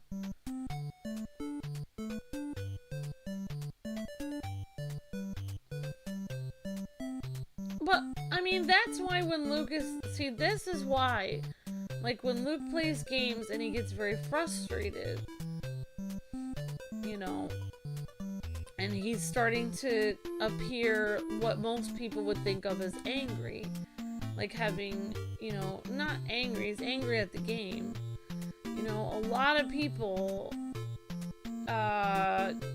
you know, they get upset, or like people that don't know Luke or don't know about having ADD or whatever, they get upset and they think like, oh, you know, he's taking this way too seriously, or he's getting way too upset about this game. But in reality, he can't help the way he's acting, because it's just, he actually isn't upset. It's his normal, it's just his like knee-jerk reaction. It's just the way that it's his mind taking in the game and trying to process it and thinking and getting frustrated, and it's just coming out on the video. But he's not actually mad, he's not really getting angry. It just appears that way because of his ADD. But in reality, he's not mad. That's just the way that he processes things. Like Luke and I were just talking upstairs, where I was whenever I give a new idea for the channel, like I gave a new idea for the channel like a half an hour ago, where I was talking about some idea, and like I'm not gonna say what it is because I don't know if we're gonna do it yet, but basically Luke was like, well, are we doing it like right now? Like, so it's hard for us to communicate, like, because I'm thinking, no, this is just something to think about, like, in the future, like, we can plan ahead. And then, of course, the next thing he'll say is, like, I don't have all the details, like, you want me to have all the details right now? And it's like, no, I'm just, like, spitballing, I'm just having an idea for the channel, like, you don't need to have all the details right now, it's just a thought that I had, like, I'm just talking about it. So, it's like, it's just like with that, it's like it's hard for people to understand. But it's like I get frustrated about things too. Like I have my own things that I get frustrated about, but I'm not brave enough to talk about those. So but it's like I get frustrated. I mean, that's why I get frustrated being, one of the things I get frustrated about is like being on camera, for instance. That's really hard for me. You know, because I worry about what people are going to think I'm wearing or how I look or something. That makes me afraid and stressed out. I have a lot of things that I get stressed out about, people like looking at my house, and like, whereas Luke, he'll just film, like that's why Luke does all the shorts, because it doesn't bother him. Like, somebody says like, hey, you have, you know, some stuff out, some DVDs out, a pile of DVDs out, they're not all put away. People get like super nitpicky about the house. I didn't have time to organize it before I took the short, made a video. Luke it doesn't bother him. It's like, to him, it's like, if somebody wants to nitpick how our house looks or whatever, then that's on them. Like, that's their problem. Like, they're being weird about it. Like, they're the ones with the problem. Like, why would you nitpick somebody's house when they're just making a cat short? But for me, I obsess about it. It's like, oh my gosh, I am so stressed about this, where everything has to be perfect. Like, that's why I don't really do many vlogs or anything anymore. It's like, I would have to have a perfect background, I'd have to be wearing the perfect outfit, I'd have to have the perfect subject to talk about, I'd have to have the perfect lighting, everything would have to be perfect for me to do it, and it never will be, so I never make any videos. So that's kind of why Luke does a lot of the live action stuff, because it's like, I never have it perfect. So, and even on our older videos, like, I would make Luke, one of the reasons why, you know, and it's funny that people say, like, you know, like, haters and stuff say our relationship has gotten worse over time, which actually it's gotten much better. Originally, I would make Luke wait hours to do a video because I was so stressed out. Everything had to be perfect before we would record a video. I would have to watch some shows to make me feel happy. I'd have to, like, eat the right thing, like, get my favorite ice cream before we do a video, or, like, we'd have to make sure that, you know, I was in a great mood. I had gotten all my, you know, like, I had gone out and gotten to have a walk, and, like, I had all these requirements before I did a video. Like, I was basically, you know, because I was very stressed because I was doing a video in front of all these people, and I just felt, like, so stressed out. Like, I had to have all these perfect things before I do a video. And, like, if there was any kind of thing at all where I felt stressed out, or any kind of thing had happened, you know, this problem with friends at work or my family or anything, I would have to, like, watch some episodes of something to keep my mind off it, or I have to talk about it, or I have to go on a walk. It could take hours that I made Luke wait to do a video. I wasn't a very nice person. Like, I didn't understand the concept of just do it and just, and that's why I always sounded like I was in a great mood, because I had to make him wait till the point where I was in a perfect mood to do the video. But I was very selfish. I didn't even realize that I was making it so he wasn't. How would he be in a good mood having to wait for me that long? He wouldn't be. That wouldn't be very nice. So, you know, a lot of our older videos, it's like people are like, oh, Amber's in such a cheery mood, but Luke isn't. Well, that's because I was a complete jerk. That's why. And, like, now I'm a lot nicer, you know, and now people say such mean things about us, which is strange because I've actually been working on myself for so long that I'm a lot nicer now than I was back then. But then people see it as the opposite, which I think is strange. Like, it's like, like, the longer we're married, the better our relationship gets. We understand each other more, we're kinder to each other. But then people get really, like, haters and stuff are really mean. And I even responded to some haters on, like, websites where they said Luke ignores Amber. And I explained to them, like, I was like, Luke has ADD, like, he's not gonna even hear half of what I'm saying. Like, when you have attention deficit, you can't even, like, half the time I'm talking, he's not gonna hear me. So, yeah, it's just, I don't know, it's like, people just don't get it.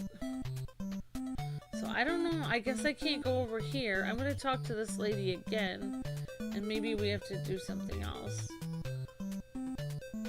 But, yeah, I mean, like, I hate to admit that, but it's like, it's the truth. Like, you know, I wanted everything to be perfect for my videos. Of course, that's kind of how I was used to acting for, like, my singing stuff. Like, everything had to be perfect for my singing. The way I was raised, my parents, everything was perfect. Like, my brothers did all the hard labor. My mom doted on me, whereas I was the singer and I was going to be famous. And she wanted everything to be perfect for me. She made all my meals, and she made sure I didn't have to work too hard. That's why I was going to get, like, a full scholarship, and she was trying to support my schooling and everything. So for me, it was like, I was, like, kind of raised like a princess like that, to the point where everything was all about me and making everything perfect for me so I could do a good you know, show and do presentation. I could be able to be in the right mood so I could sing really well that day. And then after I sang, everyone said how wonderful it was and how great I was. And so it was like, but then I had to realize after a while that that's, I mean, that is the life of, like, you know, like a singer or whatever, but it's not, like, especially for my, like, personal faith, where you're supposed to be a humble and kind and honest and generous person. It's not it's not the kind of life you want to live to be a good person. Having people praise you all the time and not doing your share of the work, not being reasonable towards other people, not realizing that there's other people there besides yourself. So, you know, it's kind of like a selfish way to live. Even though it literally wasn't my fault, I was kind of pushed into that. So you're looking for a boy dolphin. Sorry, I've not seen him. Early this morning I saw a bottle on the beach. I wonder if it's a clue. Alright, so we have to look for the bottle on the beach. So let's look for that. So there's the bottle. So we have to somehow figure out how to get here.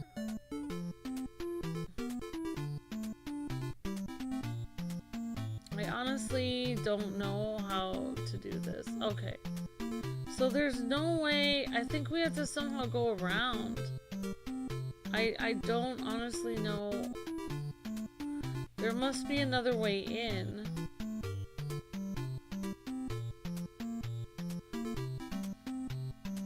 So yeah, it's like I feel terrible because it's like Luke is a very kind and sweet person, and you know, he really wanted to do the channel with me, and I was a very difficult person to work with, but he was very patient and kind with me this whole time. But people perceived it as different because they didn't see what was happening behind the scenes, that I was stressed out and I was difficult to work with, and like people didn't see that. They only saw the end result, whereas I seemed in a great mood and he didn't. So they didn't realize that it was the opposite of what they were thinking. I was in a great mood because I was always getting, you know, I was getting him to do whatever I wanted. Like, he had to wait for me until I was in the right mood to record and everything. So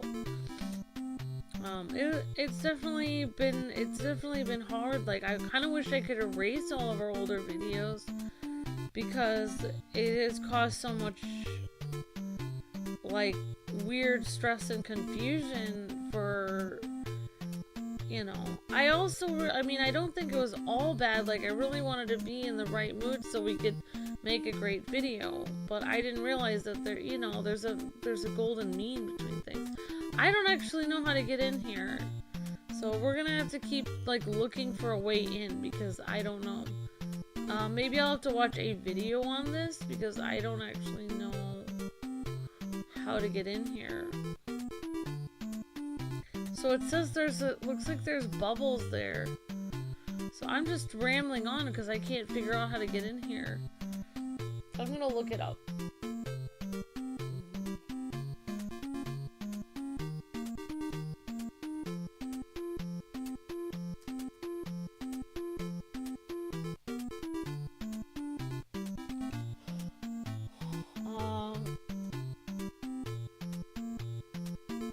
This is called StarTropics.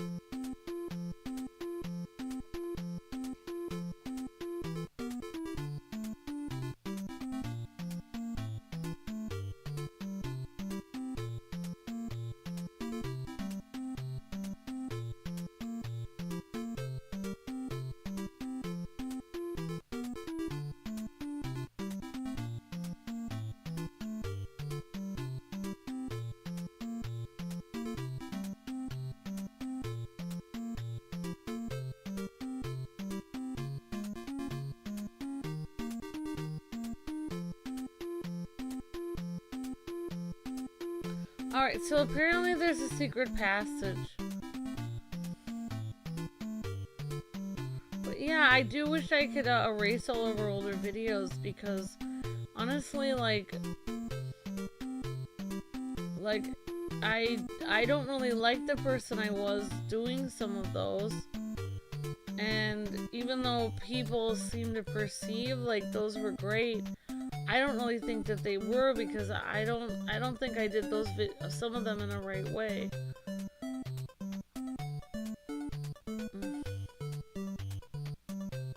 So it says there's a secret passage through the rocks.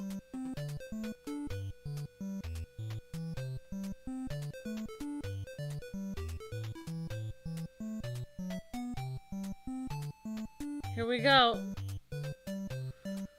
Here we go. We got the bottle. You've got a bottle. There's a note in the bottle. Help, captured by evil aliens. Tell my nephew to use the code. Memorize the ID code. You want to read it again? Wait, what was it again? Oh, I think we already have it. Alright, so we have the bottle. So I think we can talk to this lady again.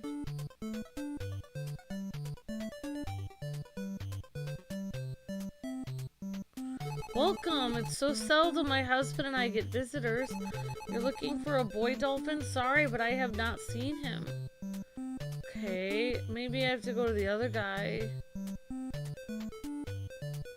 Okay.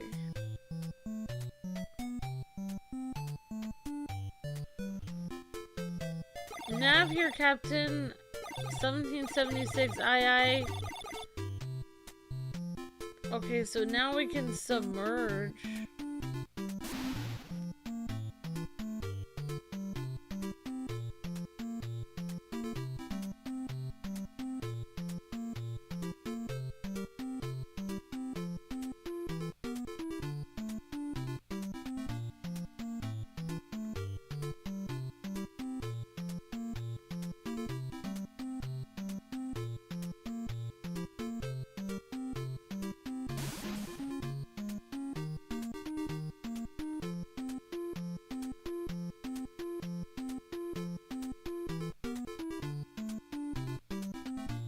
Okay, so I guess I'm gonna have to figure that out. Okay, so...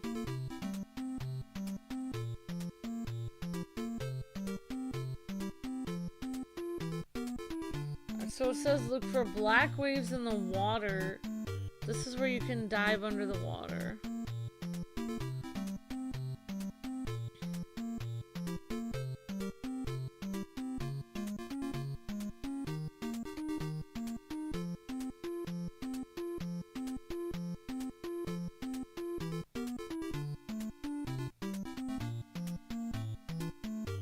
Honestly, I don't see any black waves.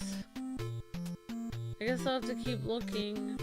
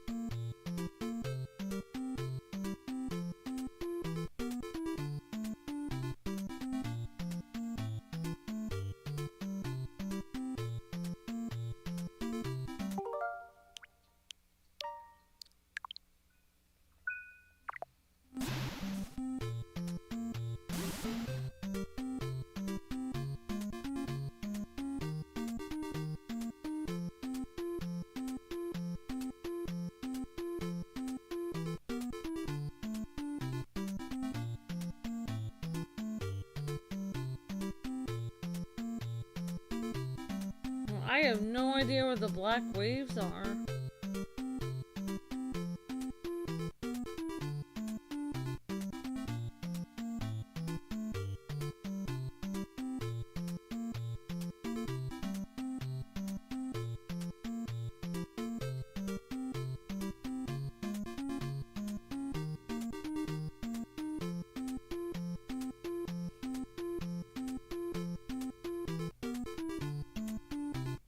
I'm just surprised I got past the snake boss. That's all I'm surprised about.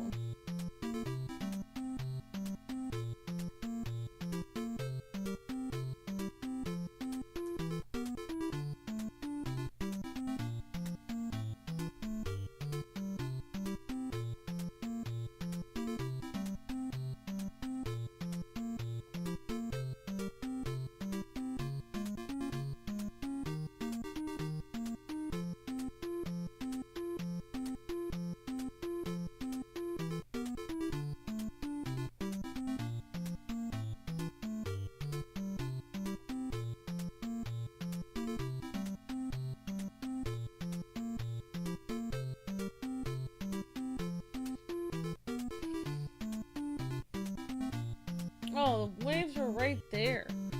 Alright, they were right over here. I missed them. Sorry, guys. Just must be kind of tired.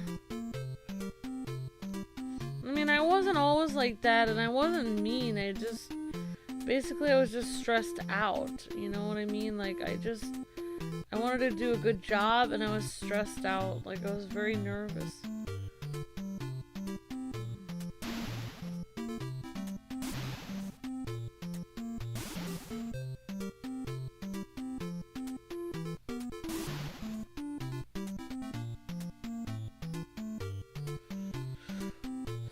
Alright, here we go. Finally, we're here. Now we can get on here.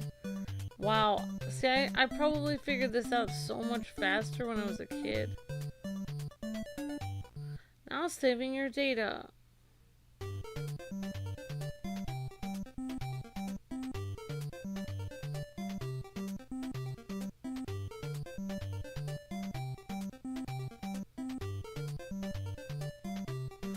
Alright, we're in another dungeon. Dungeon 2. Oh gosh.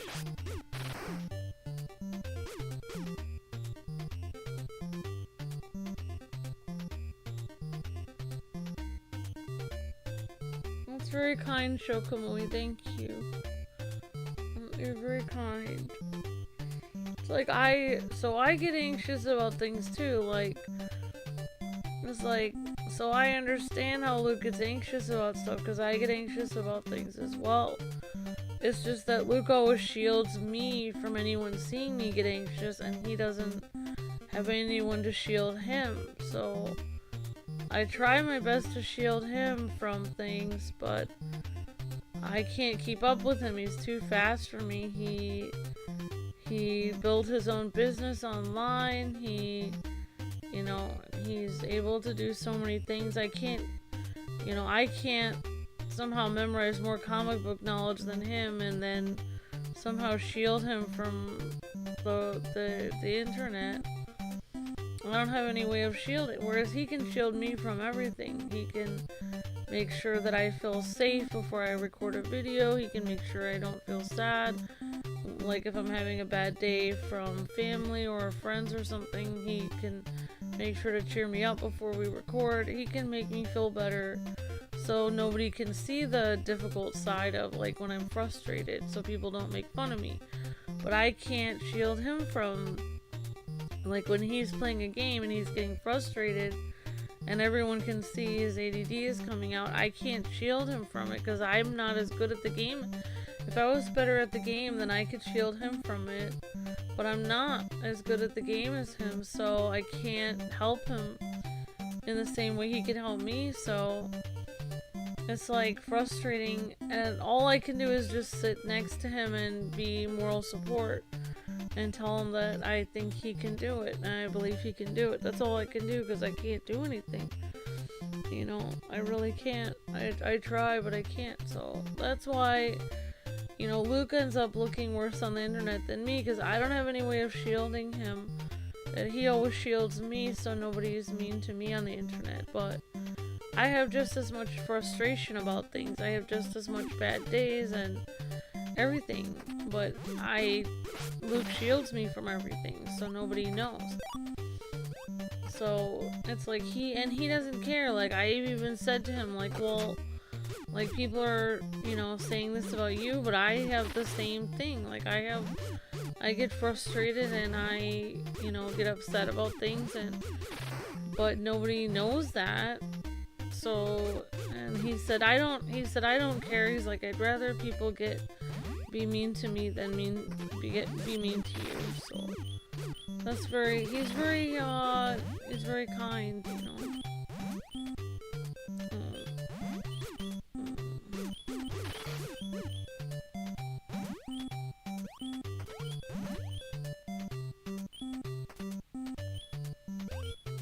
But honestly, like, Luke has helped me in many ways become a more normal person, because we definitely balance each other out. I help him feel more relaxed about the things he worries about, and he helps me feel more relaxed about the things I worry about. Because, like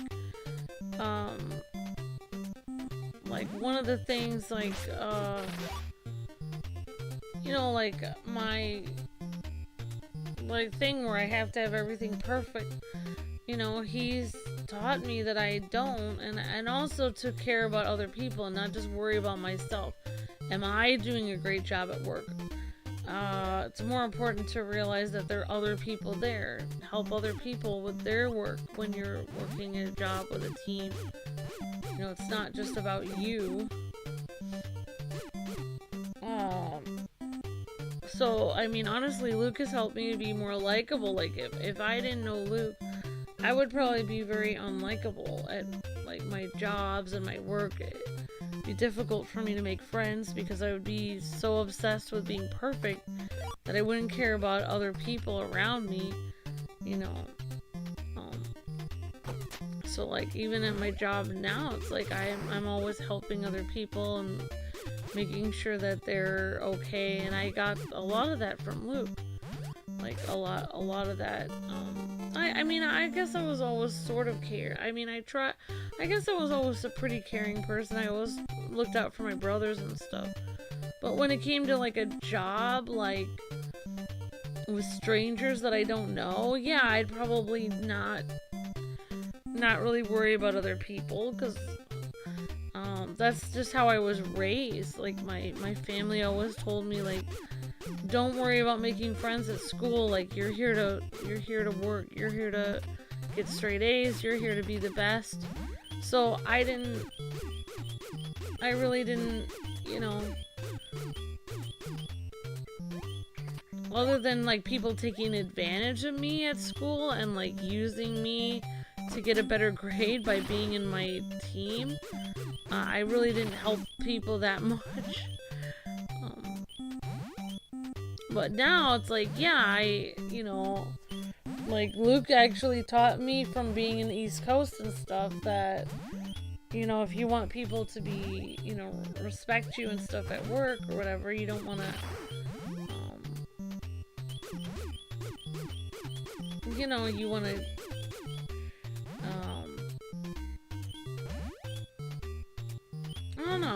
I don't know, I guess, I don't know what I'm saying. I just have to get past here.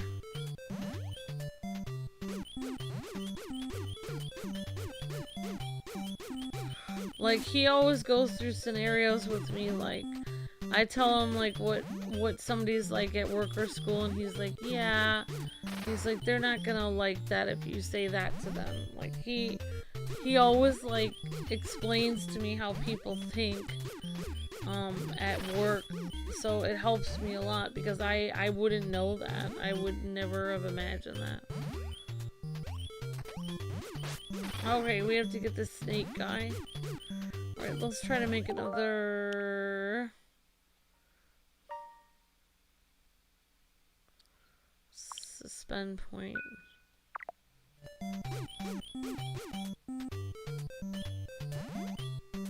It's weird because when Luke is playing games that he's frustrated with, you can tell he's visibly frustrated.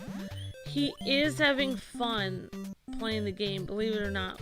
Like, I've actually asked him, like, several times, like, well, if you're not having fun, why don't you play it? Why do you play it? Which is why, like, a lot of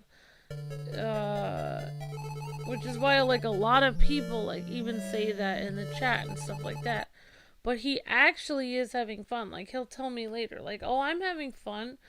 He's like, I'm enjoying it. He's like, I'm having fun. I'm just not like, I'm not gonna visibly say like I'm having fun. Like, it's just the way that he's like, it seems like he's not having fun, but he is. Like, he likes playing it. Like, I can remember the one game that we did, or he did, and I was commenting on, was like Sonic Unleashed, like the Werehog game. I remember that game got there was certain parts of it where it was extremely frustrating, and it got so, like, heated. And it was like, after that game, after we played that, it was like, it's like Luke likes to, it's like imagine like Luke playing a game in which, you know, he's battling it out and it's frustrating, and he sounds like he's in physical agony every second he's playing the game, and he's super frustrated and he seems upset. Well, it's almost like it's almost like he's a boxer or something, where he's literally fighting the game with his mind. He's basically fighting against the game. But, you know, people who fight in the ring, that's what they like to do. They like, that's what their job is. They enjoy it. They enjoy the challenge. You know, so it's like, for Luke, it's like he is enjoying the challenge of the game. It's just that he reacts differently to it than, like, most people would. Like, most people would still, like, show the audience, like, oh, I'm still having fun, don't worry.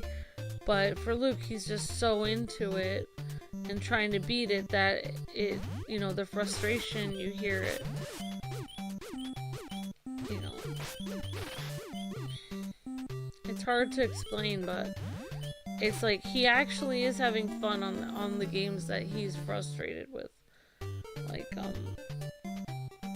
Like even when he says, like, at the end of the game, like, I don't want to play this anymore, I'm deleting this. Like, even on those games, he actually, like, I'll even ask him later and he'll be like, yeah, you know, I enjoy, like, getting through the games. Like, I enjoy playing through them. Like, he just likes the idea of the challenge of getting through it. But anyways, I have been talking about way too much. Alright, so... I forgot on the NES, the water. I mean, look at how far we've come with the water. Everyone always talks about in every game, like, oh, the water looks great in this game, or whatever. But it's like, if you look at, like, older games and what the water looks like compared to modern games and the water, people are always, like, comparing the water mechanics in every game. It's like funny because I'm, like, looking at these water mechanics, which is just a pattern. Yeah, I died. Alright, I guess it's time to go.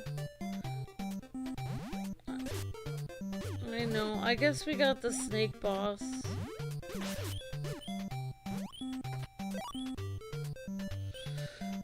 Honestly, like, the thing about Kwing is that, like, it's like he, really, like, if our channel was seen and it was in better shape, he would have more time to research the game, to practice certain levels that were difficult, etc. That he could look like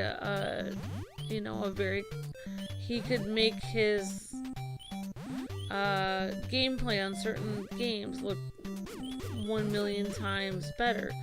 But he just doesn't have the time, and that's part of the frustration that he feels, is that because his channel is in bad shape, he doesn't have the time to put the effort into the game as other people he's competing with, because of the money factor and the fact that our channel shadow banned is making it so that he has to do more videos, and so that means that he has less time per game.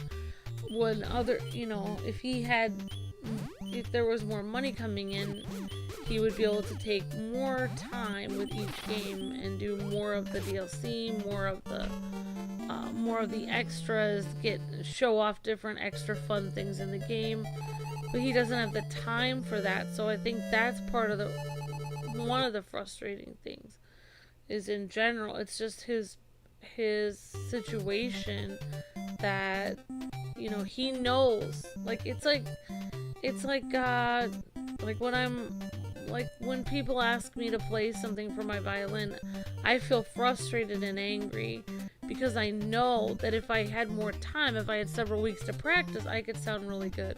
But I don't have that time to practice. And so I'm forced to play my violin when it's not practiced. It's squeaky. It's a little bit, you know, whatever. And then people will judge me on how my violin sounds with like only a half a day practice, when that's not actually how I sound. I didn't actually get my full time to practice. And that's how I feel like that's Luke's main frustration, is that he really, you know, most YouTubers are going to actually go through, get the game early, have an idea about it, you know, and with the state of the channel, he's not able to get the game early from, you know, developers. He's not able to do a lot of research on the game. He's not able to show off extra things because we don't have the money for like the DLC and our stuff because of the state of the channel. So it's like the frustration with like him having to show the footage of the game off when he's actually not at the point where he practiced it and thought about it enough that he was confident with showing it off. Like, it wasn't to the point where he felt it was quality enough to show it, but he had no choice. He had to do it and show it how it was, and that was it. And so I think that's the main frustration. Like, I think that's the main frustration with like Sonic Unleashed and everything else, is like, if we were getting millions of views, he would be able to play Sonic Unleashed a few times, get it perfect, and then when he showed it off, everyone would be saying, wow, you're so good at this, instead of people getting upset with him and being like, oh man, you're not as good as so-and-so YouTuber, when that YouTuber had more time. And he knows, Luke knows he's great at games. I mean, he's beaten Ninja Gaiden on the NES, he plays Dark Souls, he's very good at games. And it's frustrating for him to have to see comments about how he's not very good at the game when he knows that if he had the same amount of time and energy to put into that game, he would be not only as good, but better than many of the other YouTubers showing it off. And that's the main, like, I already know that's the main frustration when he's showing off game, because in his mind, it's not just about him as a gamer, it's him as a YouTuber, and the quality of his YouTube video, and the quality of his channel, and the quality of his brand name that's being tarnished because of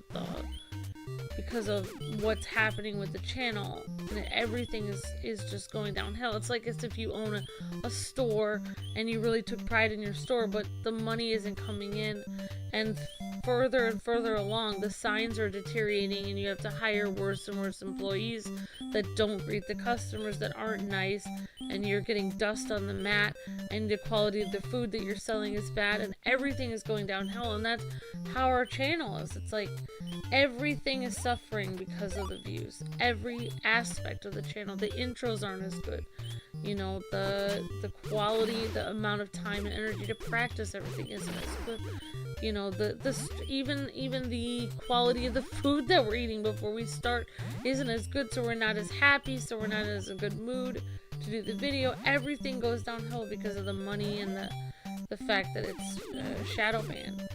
So it's just, I think that's the main frustration, like, is that, you know, Luke knows, like, this is the amount of times, or this is the amount of effort and energy I would want to put in. He knows the amount that it would be to make a quality video, but he doesn't have that time and energy. He doesn't have that. I wish I could work 7 full-time jobs so that I could basically pay the amount of money that it would be for him to be able to just take the time he needs to make the quality videos he wants, so he could have, so I could feel so I could feel that satisfaction and hear that satisfaction in his voice, knowing he put the product out that he wanted to show. Because this was his like dream job. Like, not only did he want to do, you know, game journalism, but the second step from that was making his own company. And that's what this is. Like, this is the ultimate dream job, but the problem is it's the ultimate dream job, but it's falling apart because of the shadow banning. And he knows that it could be this channel, not only the views, but also the quality of all the videos could be 10 million times better, but we just don't have the time and energy to put into it. So I think that's the main frustration. It's just, he knows that if he had a little bit more time to practice, he could do 10 million times better. It's like right now, it's like people ask me to sing right away. I used to sing like arias and stuff. People ask me to sing randomly, and it's going to be a little off tune or a little harsh because I haven't had time to warm up my voice to sing well, so it's not going to sound right. Even though I know I have the potential to sing that well, I don't have time because I'm not able to warm it up and practice. And that's how Luke is with gaming. It's like, he is very good at gaming, but he's not able to show that off because he doesn't have the time. Like, it's like a skill like everything else. It's practice, practice, practice, practice. And he doesn't have that time. Everything about his job at this point is just stream, stream, stream, stream instead of practice, practice, practice. You know, our job used to be practice, practice, practice, practice, practice. Research, research, research. You know, think about fun things to talk to the audience about. Think about fun intros to put to make the video more exciting. Blah, blah, blah, blah, blah, blah, blah, blah. Add more special effects. Add more intro. You know, get, you know, blah, blah, blah. And then make the 20-minute video, and it's a quality video, and it's great, and people love it, and they rewatch it. That's what KwingsLetsPlays is all about, but it's impossible to do that because nobody can see the 20-minute videos. So I think that's the main frustration. Is like, he knows in his mind that there's another reality in which, you know, he was able to practice for like 5 hours, Sonic Unleashed, and make a really cool quality 20-minute video where he's basically doing everything perfect, and it's great, and we have fantastic commentary because we're in a great mood because the video looks great and the quality of the gameplay is great, and there's better commentary because he's feeling confident because he's doing such a great job and his video just looks amazing. And that's like the ideal of the channel, but it's hard. It's, you know, like for me,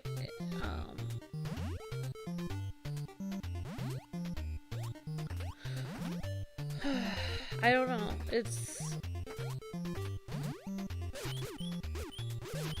But we'll see. Maybe that will come back at some point. I think for me, like, when I feel like everything is running out of control and I don't have control over, like, anything. Like, Luke right now, he doesn't have control over his channel. It's in the hands of Google, which is screwing him over. He doesn't have control. He doesn't have any control over what's happening. Whereas before, he had complete control. He had control over everything. You know, he chose what to stream or what to make a video of, when he wanted to make a video of it. And he did it the number of days a week he felt like doing it. And, you know, he was able to make the video exactly the number of minutes he wanted. He was able to edit it exactly the way he wanted it. If it didn't right, he could re-edit it. He had plenty of time to make sure the video looked good. Everything he had control over. And now he has no control because YouTube is telling him everything. YouTube is telling him how many videos he needs a month. YouTube is telling him everything that he needs to do for them. Before, the channel was everything he wanted to do for his audience, and the audience would just come because the videos were quality. Now, YouTube is telling him everything he needs to do for them to allow him to still stay on the platform, which is very frustrating. It's completely different than originally. So it's just, for me, the way I see it, and I mean, is like if I had my channel it's not falling apart because of anything he's doing. He has the raw potential to still make the same videos as 15 years ago. And he still does make those videos on Nightwing01 on his own, obviously. It's like, for me, if it was me and my channel was falling apart, like, KwingsLetsPlays has to pay the rent. You know, it has to pay for all the business expenses for keeping the channel going. It's like, if it was for me, I would do, you know, say you have to do 40 throwaway streams. All the streams that you do are just streams of just new games that are coming out that you sort of kind of like, but you don't really like that much. You're just doing this stream because it's there and you have to show off the new character even if you don't like it. You know, you're forced to show off this new, you know, DLC. You're forced to show off this or this just because it will get enough views that will help you limp by so you can barely pay your rent and get through the next month. I would do 40, 50, 60 of those streams and then do one.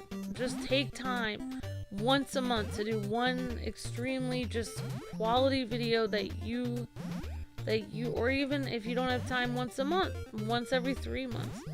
Just make one great video that you really like. Don't worry about how much it makes. Don't worry about. I think the best way to do YouTube, and the best way to, and that's why the ultimate streams are so great, is that with ultimate streams, you, like with regular streams, you are thinking about, is this video going to make money? Is there people going to watch this? With ultimate streams that we do for our channel, which are our ultimate members, like Carla's sponsors, it gives you the freedom to, like, this is old Kwings Let's Plays. Like, we're doing a game that we enjoy, that, you know, we like it. You know, and that's part of what gaming is do you like the game? Whereas our modern way of doing it, and the way we're forced to do it now because of money, is we have to do a game that other people like. But do we like it? We don't even get to decide because it's so much about what other people like. And that's great, like you're paying attention to your audience, but I think at some point when you lose the ability to do things that you enjoy, and you're always doing stuff that your audience enjoys, you lose, like, a, you know, I feel like you're not as connected to the channel anymore. You're not, it doesn't have as much of your soul and your personality in it anymore. It's a soul and personality of many, many viewers, but it's not really you anymore. It's not you. It's everyone it's the audience. And, like, for some channels, like, you know, that works. But I just think, you know, for personal channels, like YouTube channels, where you're getting to know the person and their, you know, likes and dislikes with gaming, and you're kind of getting to know their personality and stuff like that, I feel like, you know, you kind of want to see what they like playing. You want to see what this person likes, like, and even if some of the videos, like, won't get as many views, it's kind of nice to see somebody's whole, like, oh, I'm sharing this because I enjoy it, I like it, you know. Like, for instance, I really liked how I get to play StarTropics because I would never get to play this normally. Like, Carlos sponsored this, and I really loved StarTropics. Does anyone else love StarTropics? Maybe nobody does. I don't know. But I do. I like it. I really like this game. I really like that he has a yo-yo. I really like that he's, you know, visiting his... I like how the kid gets to be the hero of the story. You know, it's not like a damsel in distress where you're rescuing a princess. This is literally a relatable story to me. That's what I like about the game. Is like, it's like literally a kid rescuing his uncle. I think it's a really cool idea. It's very relatable. Like, it's, for me, I really like StarTropics because it's like realistic. You know, and I know it seems unrealistic now that I'm looking at it because it's, you got weird octopus people and you're on a weird island, and, but for me, it's like I felt growing up when I was a kid that this game feels like something. It's like when I watched Batman Begins, it's like I thought, oh my gosh, Batman could actually be a real person. I was like, I feel like with this game, it's like, oh, I can picture a real person going on a journey like this, a real kid, you know, looking for his, everything seems very relatable to me, like, or realistic, or possible, like, oh, there's a kid, his dad happens to be an archaeologist, so he goes to visit him, and then he ends up on this adventure. It just feels like something that actually possibly could happen, like, and it seems a little far-fetched now that I'm an adult, but when I was a kid, you know, I thought of it more as relatable because, you know, I'm never gonna be a plumber that rescues a princess from a mushroom kingdom, but could you be a kid that gets a call from a family member and you need to go help them? Possibly. That seems like something more that actually could happen. So for me, I just thought like the StarTropics thing was really cool. And like, would I be using a sword and shield out to conquer my enemies? Probably not. But as a kid, would I imagine using a yo-yo to hit people with? Yeah, definitely. I could definitely imagine hitting people with a yo-yo. Because yo-yos, like I have had several yo-yos growing up, and they are very hard plastic, and they hurt a lot if you would hit somebody with it. So I could imagine that. Yeah, so I talk about very weird stuff, sorry. But yeah, I mean, like, I think that's the main frustration, like, with Luke, is that, you know, like, if he didn't have to, you know, stream, like, all the time, he,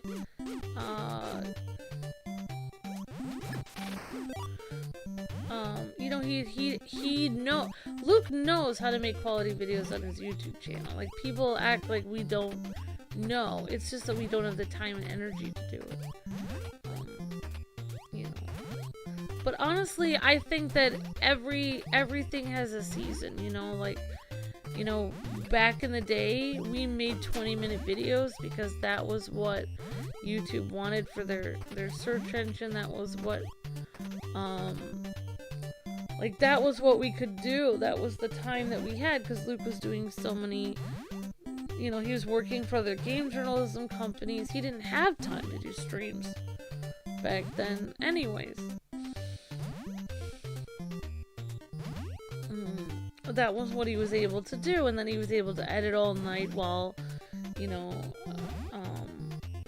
I had to do, like, other stuff or whatever. I don't remember. I guess I fell asleep early, but in my defense, I was doing a lot of the art, and I was answering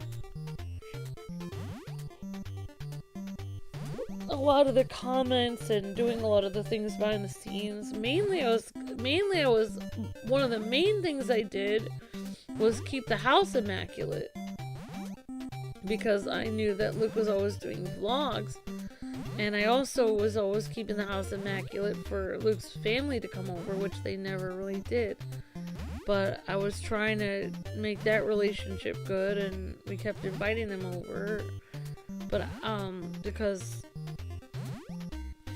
things were difficult because of Luke had a car accident, and he had all these hospital bills, and it made his family frustrated with us. I don't know why, but it was all this family tension. So I was always trying to clean the house immaculately to make sure that now I don't have time to do that anymore because I'm always streaming. So it's like, ugh, so frustrating. But yeah, I mean, like, if I had time and energy, and I wish we had, you know, and I do think, like, part of me believes that if I just always feed Luke really good food and take care of the house really well and always, you know, give him a hug and encourage him enough, like, that he will just be inspired to, you know, even though he doesn't have the money and time and energy, to just be inspired to make like a, you know, because like for him to put all this work, the thing about YouTube is, like, I just saw a guy who does a music channel, and he just talked about how he took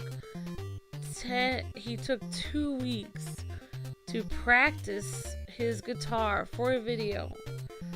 And it was a video in which he used the, it was a video in which he used, and he arranged some music from Bach. I think it was Bach. It was a classical music piece. And this guy was he was sort of not complaining, but explaining that, you know, YouTube is getting too hard for him to do because basically somebody claimed his video after 2 weeks of work. So it's like a regular person, like, you would do 2 weeks of work and you'd get paid for every day you worked. Well, on YouTube, that's not it. You're hoping that you'll get paid for all the days that you worked, and you're hoping that it'll be a decent amount for each day that you spent working on the video. But you don't know.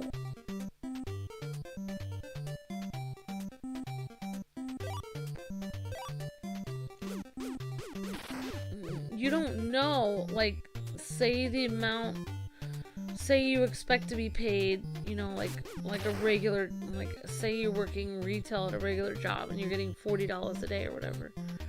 And say you worked 2 weeks on YouTube to make one video that was supposed to go viral, that was supposed to get like 300,000 views or something, and you hope that you will get the same amount as if you got $40 a day working retail.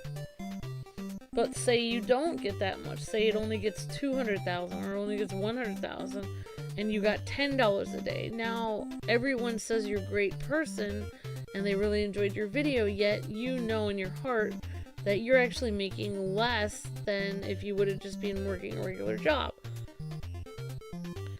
So it's like, it's frustrating because it's a gamble, you don't know.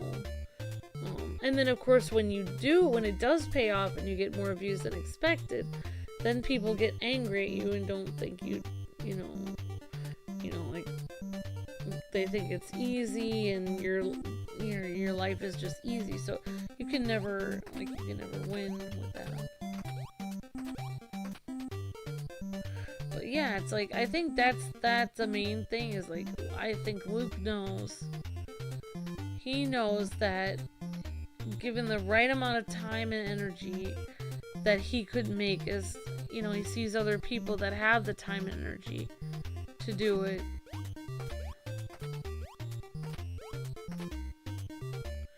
And, you know, it's hard seeing that because, you know,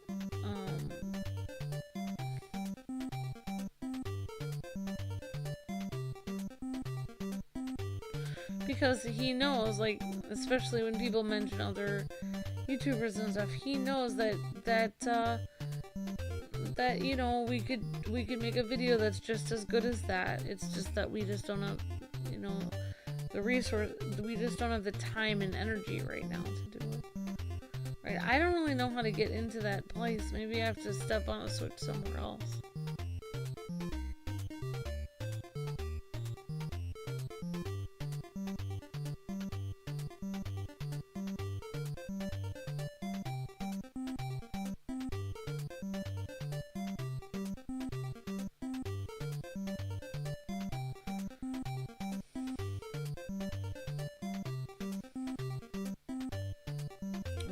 Okay. Well, guys, I don't know. I don't really know where. I think this is a good stopping point because I don't know where I am. So I guess I'll make like a save file.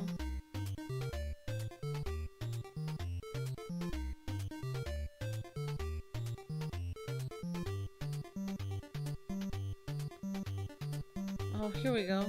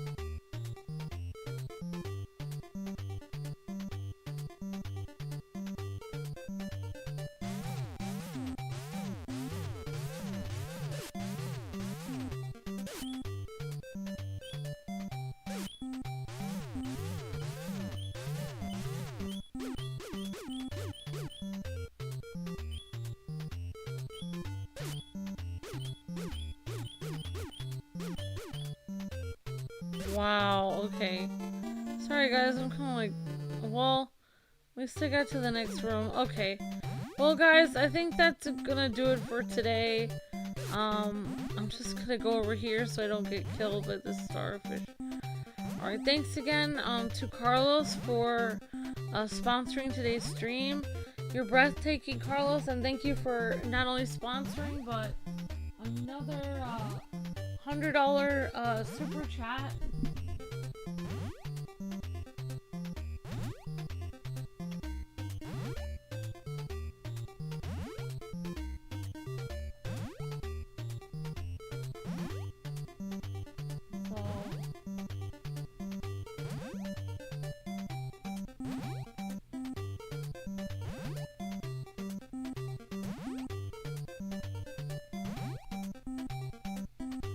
So I appreciate it so much. Like, I have no idea, like, you are so generous, Carlos, and to all the Ultimate members and members, thank you for keeping the channel going.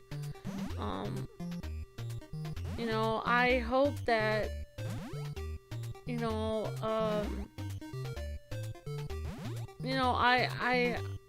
I hope and pray that, and I know, and Luke and I are dedicated to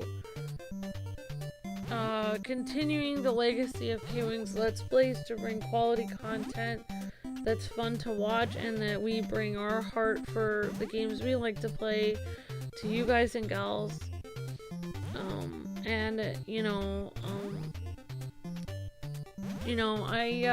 We definitely have some ideas of things that we could do, especially bringing some old series back, such as Skylanders and some stuff. But I hope you all have a great night. Thanks for letting me ramble on about stuff. But I hope you all have a wonderful evening, and we appreciate each and every one of you. Thank you so much. And thank you again, Carlos. You're amazing. I wish I would have gotten farther in this, but I'm just gonna make my little save state. This is the point where I really wish I could keep going, because I feel like I'm just on the verge of getting through this area, but I feel like I've been just on the verge of it for hours, so I think I'm just trying to stop before I get too into it. So if Carlos decides to sponsor another stream of this, then we'll do another stream of StarTropics. And honestly, after getting past the snake boss, I realized why I like this game. It's very unique. The music is very good. I like the premise of it, being a kid trying to save your family member. I think that's very cute. I do like the humor in the game, and I like the game. I don't know why, I just like it. So thank you again, Carlos, for helping me remember one of my childhood games. So I hope everyone has a wonderful night. Thank you again, Carlos. You're breathtaking. Have a good night, everyone. Thank you, everybody. Thanks for watching, and see you guys tomorrow.